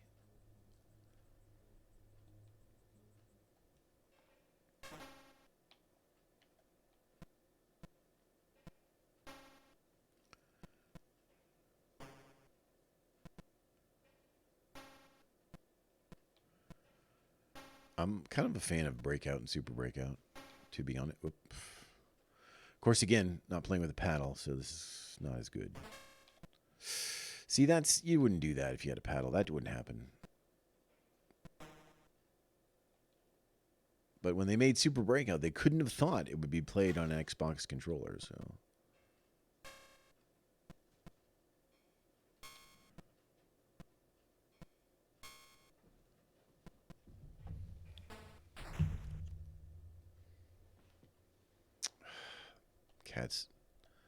Cat's distracted me. Let's do it again. Here we go.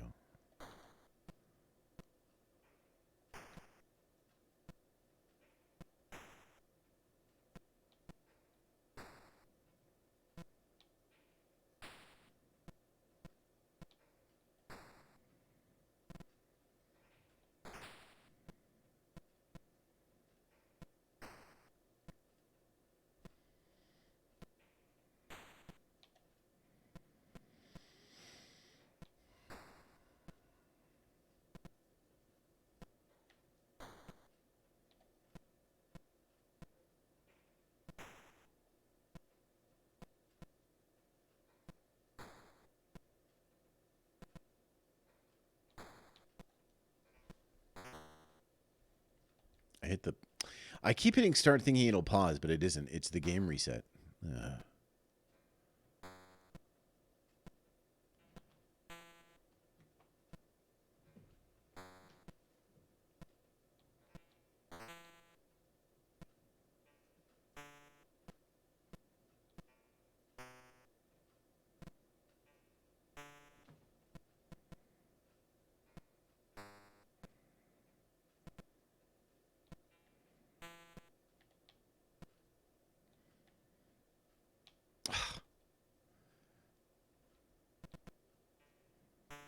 We gotta at least get it like to over the top.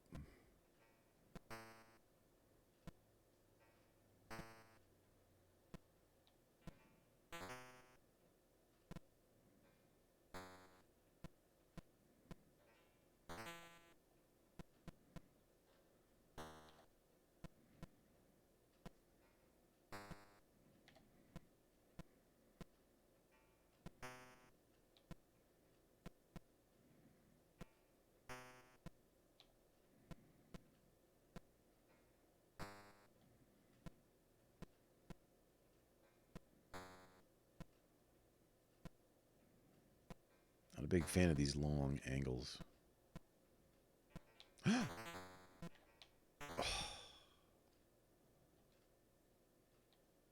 So hitting those ones makes the ball go faster.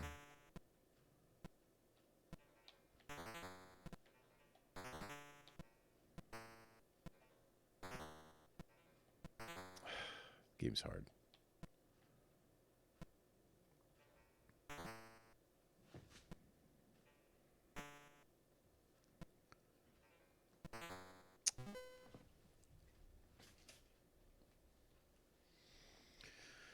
All right, one more time, because I hit the friggin' start button again.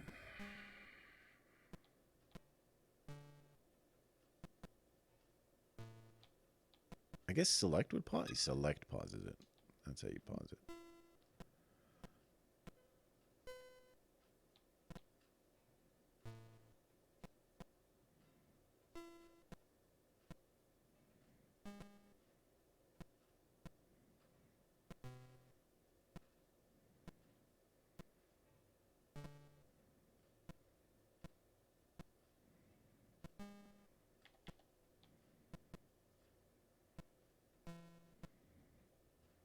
Oh.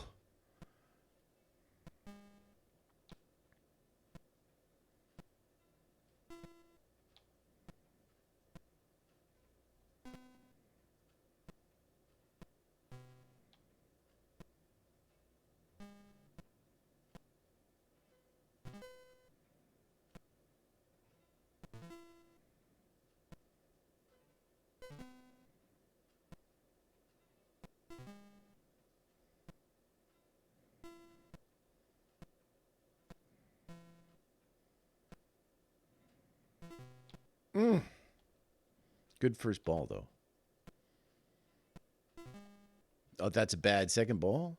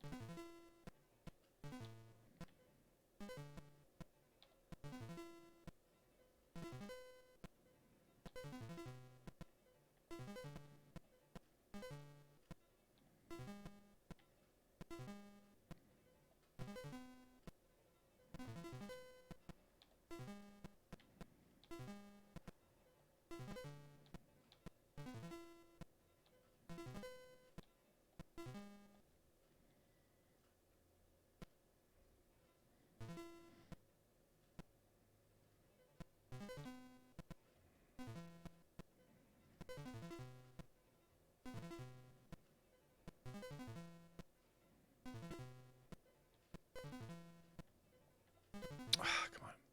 Just got to get it up and over.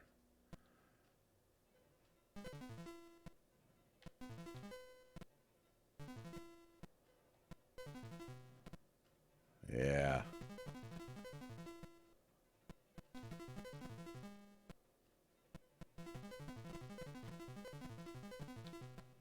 All right. 309, though. That's a pretty good score. Oh, we didn't clear the first level. Well, it's probably enough for Super Breakout, but pretty good. Haunted House. Considered to be the first survival horror game. Haunted House by James Anderson puts the player represented by a pair of wide open eyeballs, into a dark mansion and task them with finding and using items to escape. I actually played through Haunted House on the stream already, but we'll check it out again. It's a pretty cool game.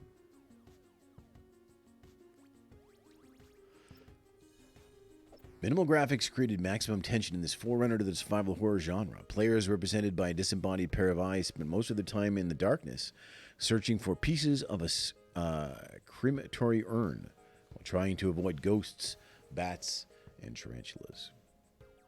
Lit walls, no doors. Unlocked doors. Key always in the same place. Random key, random key. Ultimate Haunted House. Might see the instruction manual here. Objects. Tarantulas. Where are the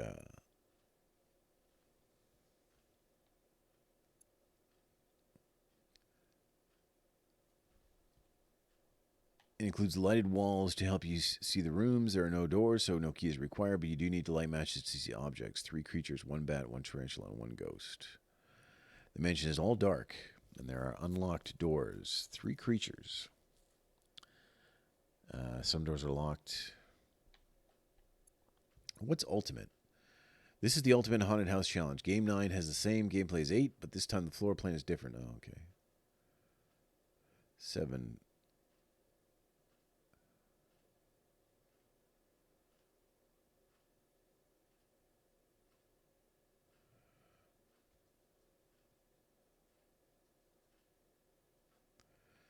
Let's try game 3. Game 3 sounds like the one that has all the mechanics of the game. Oops.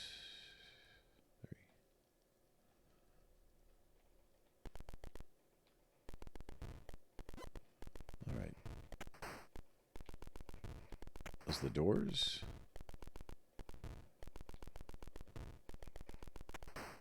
There's stairs.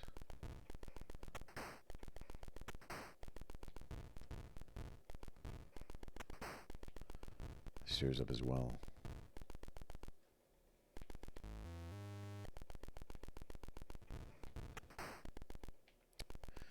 Enemies blow out your candle. There's part of the urn. Oh, can't see. Can only carry 1 item.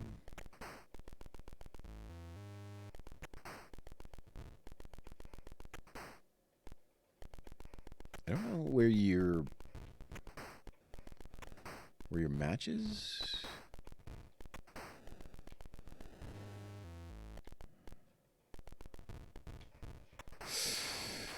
Died.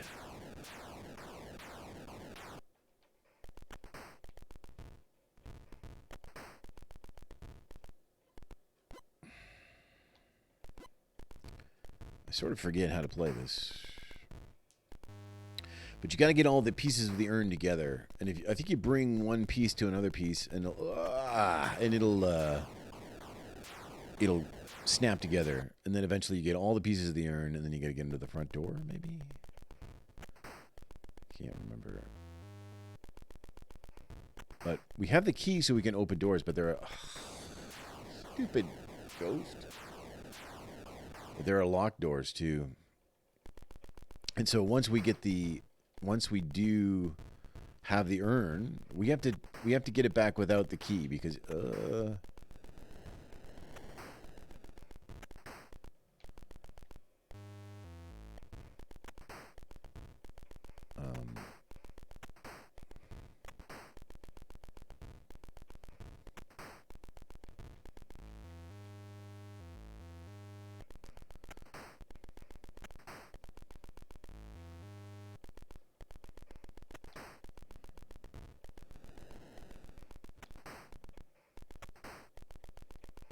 because you can't carry the key and the urn, so that's sort of the challenge, I think. There's a way back without using the key. Well, what is it?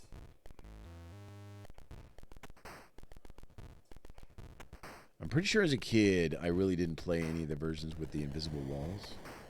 Here's part of the urn, by the way.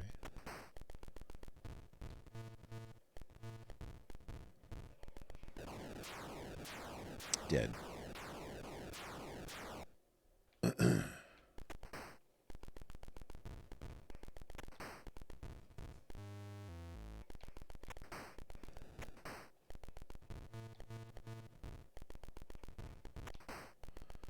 So I think the thing is, you can use the key to explore, but really, you want to sort of be able to navigate without it. Oh, there's the wand. That might like drive enemies away.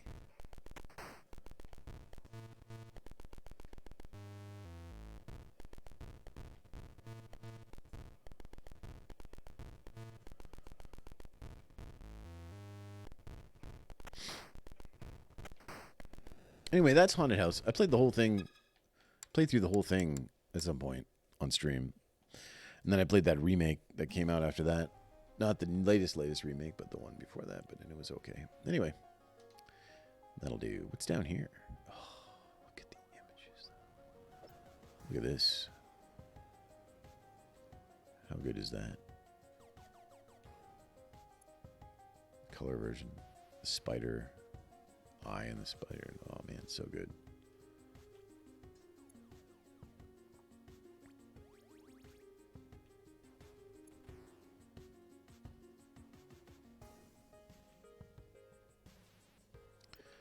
Atari art, man. Look at Haunted House.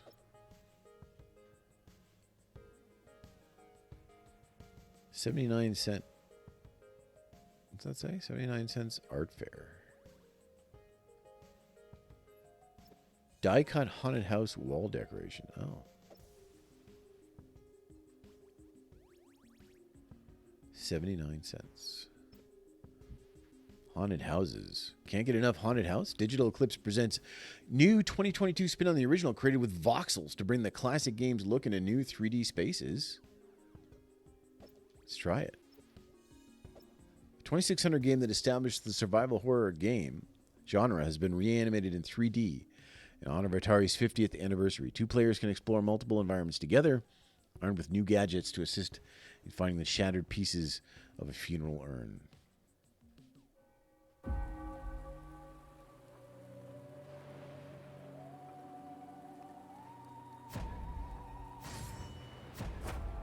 Man, there's like unlockable levels and stuff. Oh, hi. My name's Ernie. Say, you seem to be pretty limber for a floating pair of eyeballs. Must be nice. Press left stick to try moving around. Oh, nice. You did it. You can use the right stick to look around. Oh, boy. Oh, boy.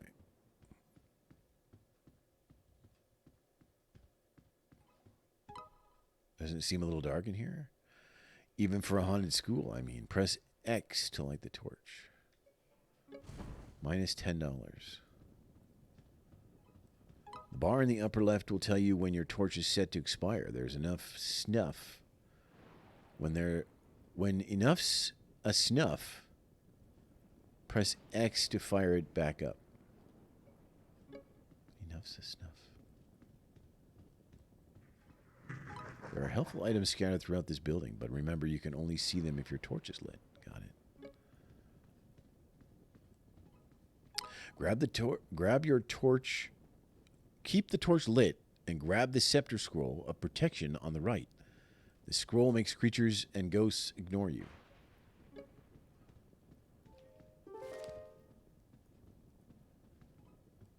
You can only carry one item at once. Pressing A will drop the item you are carrying.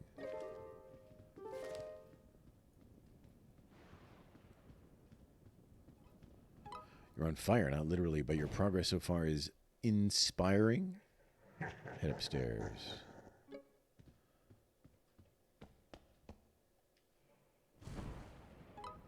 Hold RT while pressing L to run. Try running to the tip head. Wait, is there something here, though? What's over here?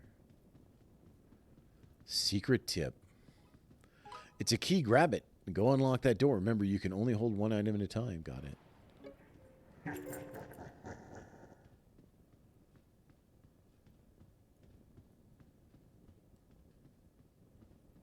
Oh, I would have had to come back for it anyway.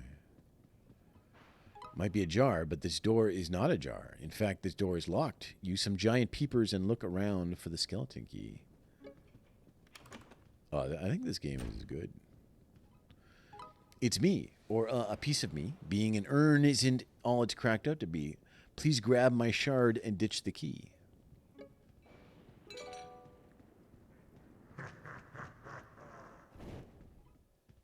One more lesson lies dead ahead. Let this elevator lift your spirits to the next floor. Got it.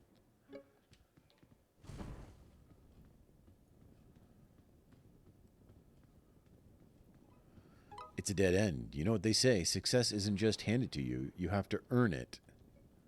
Oh.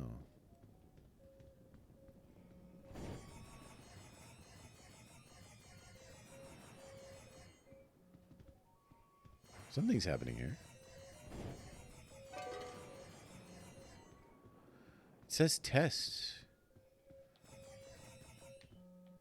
But, I don't know. Put my torch out.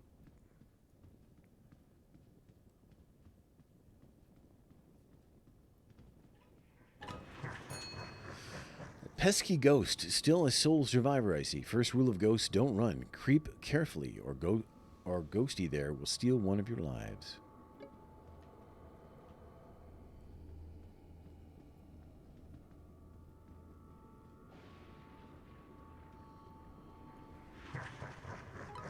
My other two pieces are close. Remember that you can't see them unless your torch is lit. Put me back together and find the exit. You lose all 3 lives, it's game over. Trust me, death is a lousy way to go. My second piece, I can start putting my life back together. Not that I'm alive. Grab it.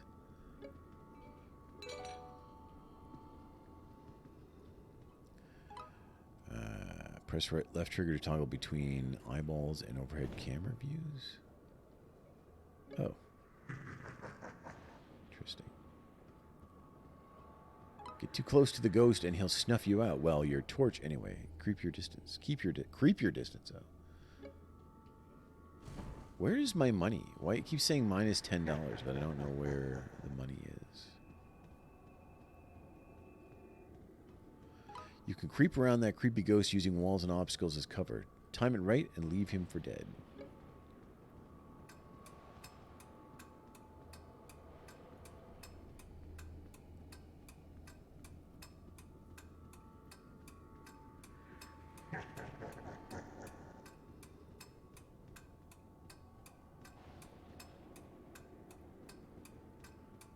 Time is running out, though. Oh, God.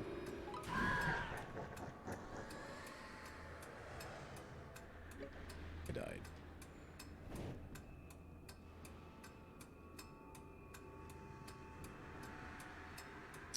What?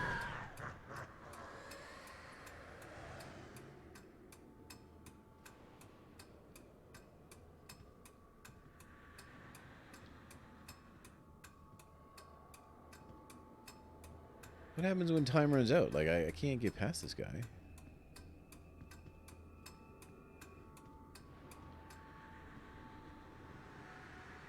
Oh, through the... oh.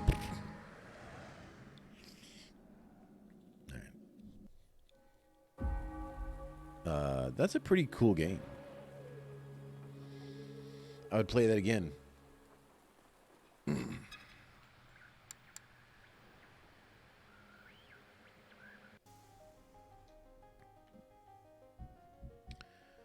Oh, Yar's Revenge. One of the true masterpieces of the VCS era. Yar's Revenge was the first game developed by Howard Scott Warshaw. Originally asked to create a home version of an arcade game called Star Castle, Warshaw decided instead to create an original VCS game and enhance it with an elaborate storyline that was turned into a comic book. I wonder if they have the comic book here. Certainly they do. I remember there was a comic book.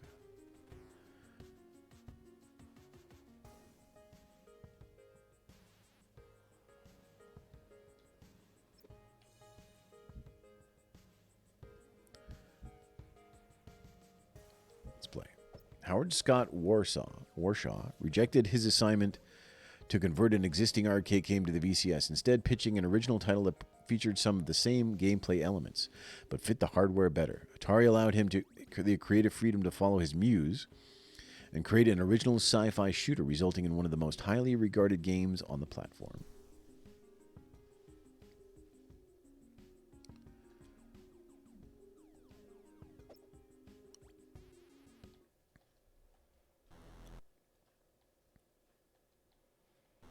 Okay, so how do you play again? Oh yeah, you can shoot this.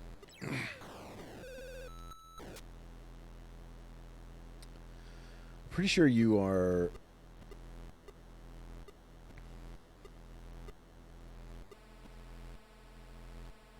You have to, like, eat these for something? Oh, yeah. So you eat... Oh, God.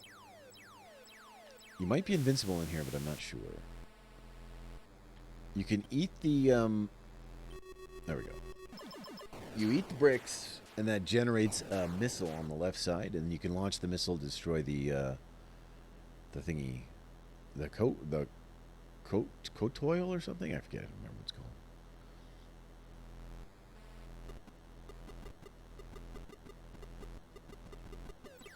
All the while is guided missile. Let's see if we're... Oh, no. That hurts us. Maybe the missile, though, we're immune to in that field in the middle. The field does something. I can't remember what it... Oh, prevents us from shooting, for one.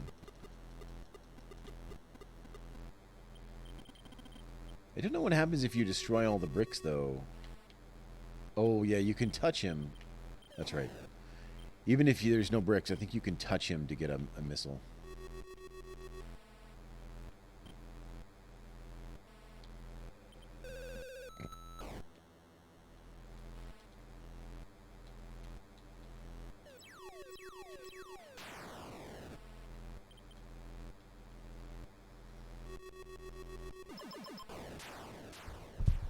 And, you know, that explosion at the end is awesome.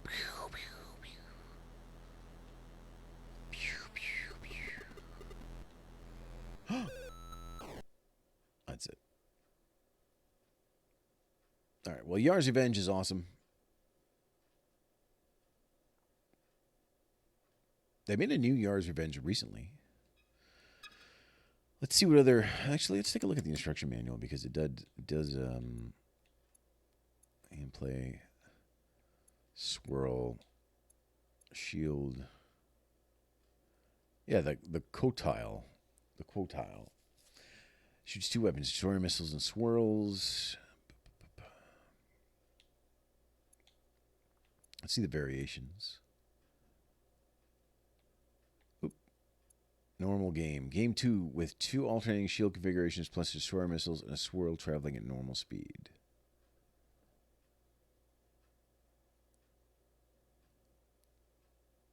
Slow destroyer missile in game 0. All right.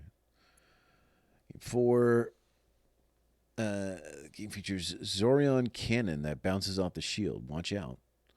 Ultimate Yars. Ultimate Yars features bouncing Zorion cannon plus some unusual twists that distinguish it from the other Yar games. First, you must bounce the Yar against the left side of the screen to make the Zorion cannon appear. Also, to make the cannon appear, you need 5 Trons. Trons are units of energy which you can collect at the following rate. Eat a cell. All right.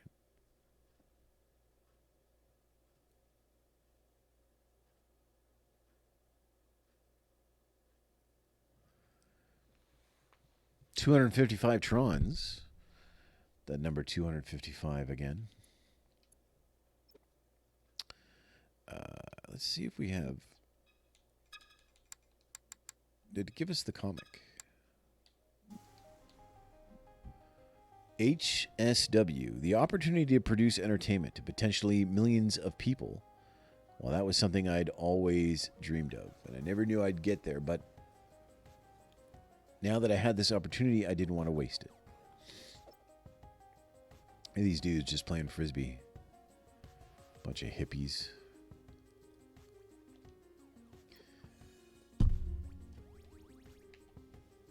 Yar's Revenge. Signed copy. Warshaw was the first Atari designer to be officially credited for his own game. Today, when he autographs a fan's copy of Yar's Revenge, he signs it Yar's Truly. Yar's Truly. clever. All right. It sucked designing Yara's Revenge. There was no one way to make a VCS game. For Howard Scott Warshaw, the process began not with gameplay, but with the desire to see something cool on the screen. But for a while, it sucked as a game. Let's play the video.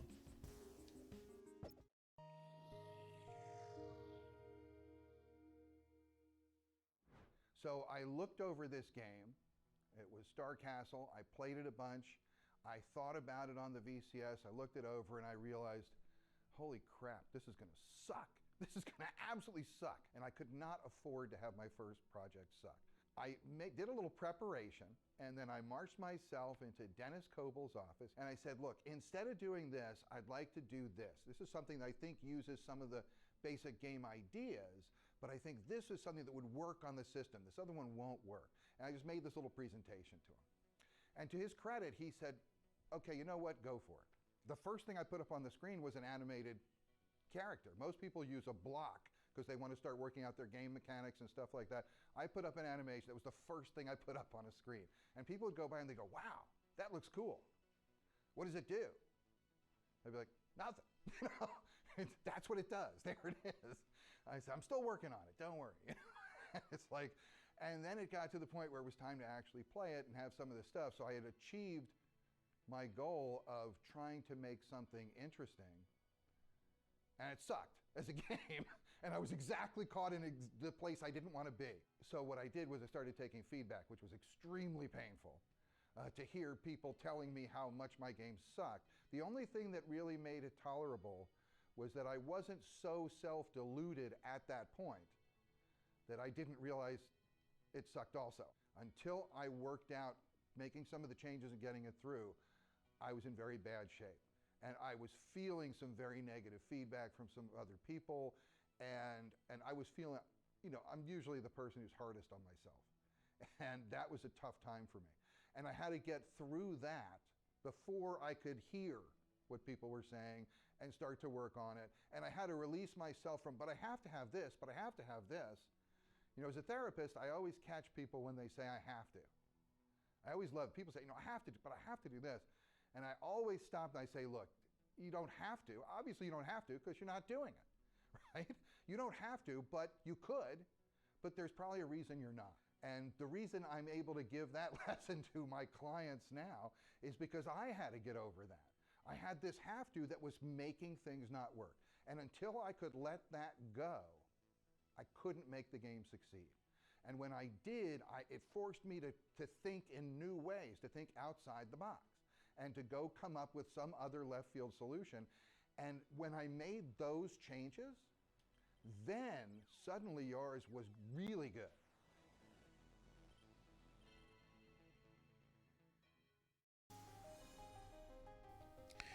All right. Yara's Revenge, what's in a name? Once a game was completed, the next task was to assign the name and a storyline for the marketing materials. Howard Scott Warshaw found inspiration for his characters' names in the most unlikely places. The executive floor of Atari. Let's play this.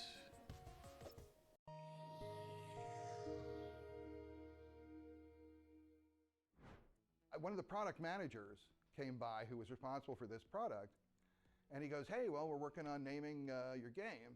And I said, can I make a submission? Can I submit a name? And he goes, sure, why not?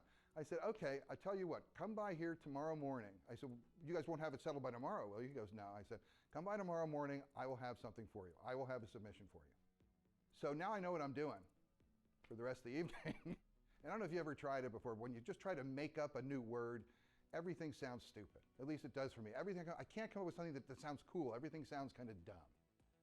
So being the algorithmic thinker that I can be at times, I thought, well, if I can't just spontaneously come up with some name, I should come up with a way to derive the name. I'll come up with an algorithm. It's a simple title. What's going on? Maybe I need an action thing. Because it's an action game, I need an action word. I don't know the name of the character, but I thought, revenge. Revenge is a great action word because everybody wants revenge, right? So I figure I'll go with revenge, and now all I need is whose revenge is it? Now I just need the name of the character. And then I thought, well, one of the great ciphers is, writing something backwards. That's never a bad idea. You know, the head of the company's name is Ray Kazar. And Ray spelled backwards, that's Yar. And Yar sounds pretty cool. It's got a Y in it, so it's got like sci-fi, anything with Y's and Z's, you know, and maybe an X somewhere. That's good sci-fi stuff. And I sat down and I wrote a 10-page story called The Yarian Revenge of Razak IV. And that was going to be the title of the game, The Yarian Revenge of Razak IV. I stayed all night in the office. I was done like 3:30. I just laid down on the floor in my office and got a little sleep. And then around 10, you know, in comes the marketing manager. And so I handed him the package. I go, here you go. This is the package for the story. I didn't realize it fully at the time, but what I had done was I had created the first backstory in the history of video games.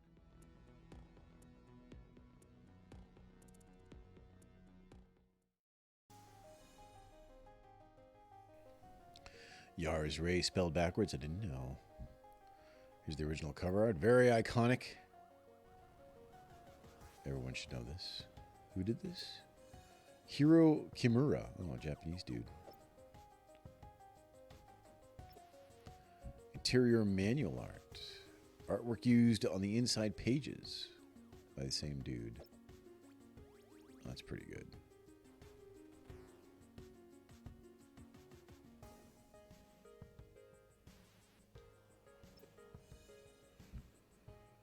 Comic book, okay. Atari introduced a comic book based on Howard Scott Warshaw's original story in every Yar's Revenge box. Warshaw was credited as the game's designer in the comic, which marked the first time an Atari designer was publicly credited for their work on the packaging. All right, we can look at this. Yeah, I had this as a kid. Definitely. I read this many times. We're not going to read the whole thing, but check it out. Crump, crump.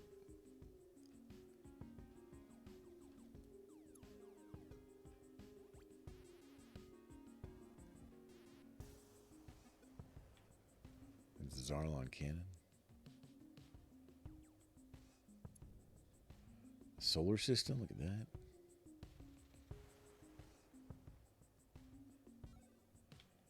That's it. All right. Pretty good, though. Definitely investigated that when I was a kid many, many times. Wall art. Another 79-cent banger. The Fly theatrical commercial. To sell Yar's Revenge, Atari produced a 2-minute commercial with the state-of-the-art computer graphics that ran in movie theaters in 1982. Produced by the pioneering computer graphics advertising firm Robert Abel and Associates. The ad starred actor Rod Davidson as a game designer dreaming up new ideas. All right, I've never seen this. Let's check it out.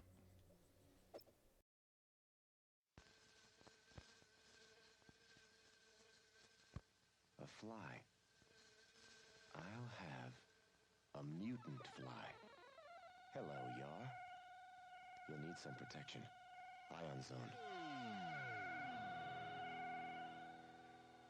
Shift chroma. Intensify. Okay, now you'll need some weapons. You have a formidable enemy. The Kotile. Watch it, Yar. He has a lethal drone.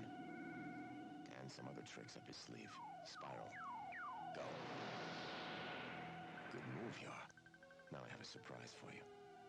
A Zorlon cannon. Use it, Yar. Fire again. Got him. That's revenge. Yar's Revenge. A video game. Yeah, this can be fun. This can be a lot of fun. Like asteroids. Get him. Do it. Beautiful. Watch it. Disintegrate. Now let's go into deeper space. Galactic map. Sector 11. Hyperspace. Sights in. Cylon warships, attack. Steady, stand by, photons. Star Raiders. That's it, Star Raiders. That'll keep them on their toes. Let's see what we can come up with next. We're vision, and we invented the technology to bring the excitement home to you. How could you not be psyched to play Atari games after seeing that? The Making of High-Tech Ad. A feature from July-August 1983 issue of Atari Age magazine goes behind the scenes of the making of the theatrical commercial. All right, so this was a big deal. Pretty crazy effects, I guess, yeah.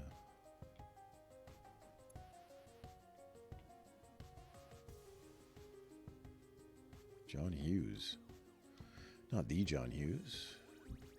Yar's Revenge Enhanced. Digital Eclipse brings Yar's Revenge into the modern era with a total graphic and audio makeover, but the gameplay is identical. In fact, the new look is running on top of the original Atari VCS game code. You can switch back and forth between versions. Okay, one of these. Let's play.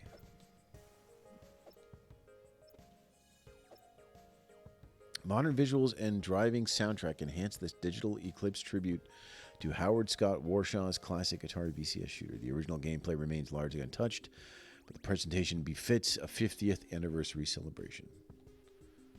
Let's check it out. Oh, look at this.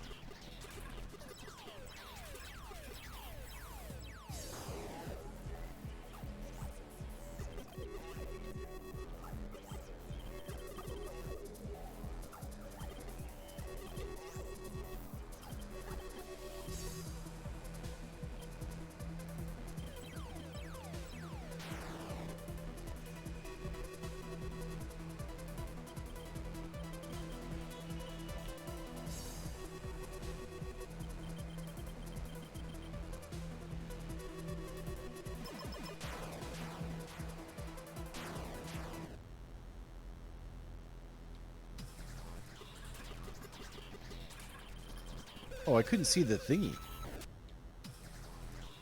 The thingy was in there. I couldn't see it.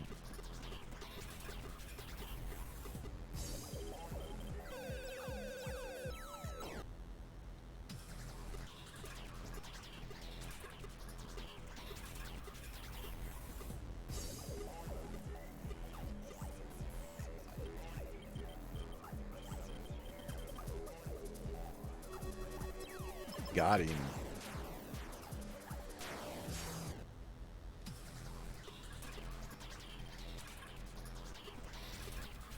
I mean, this is cool.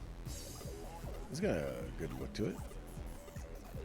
It's a bit weird how things are like off. What? It's a bit weird how things are like off the screen sometimes. Like, ooh, almost got you.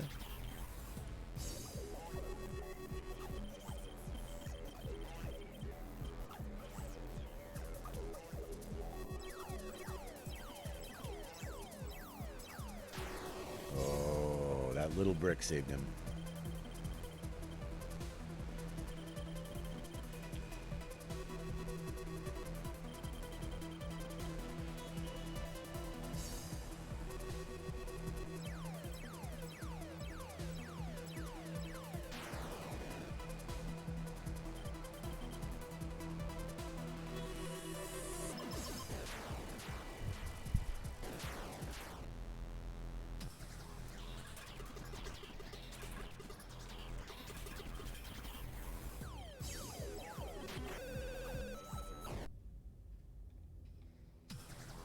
That's it. So, all right.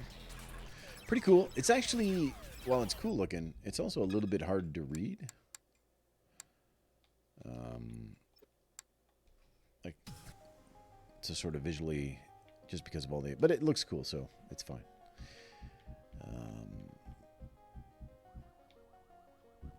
What goes up? In the summer of 1982, Atari was on top of the world. Its games sold millions of copies each. Millions of people around the world played Atari every day, and major new games were on the horizon. But the video games industry's fortunes were about to turn. All right, highs and lows. Well, that's a good spot to take a break. Come back another time, play some more. You know, I feel like a McMuffin. I might go invest in a McMuffin. Anyway, thanks for watching. I'll be back with more Atari next time. See you then.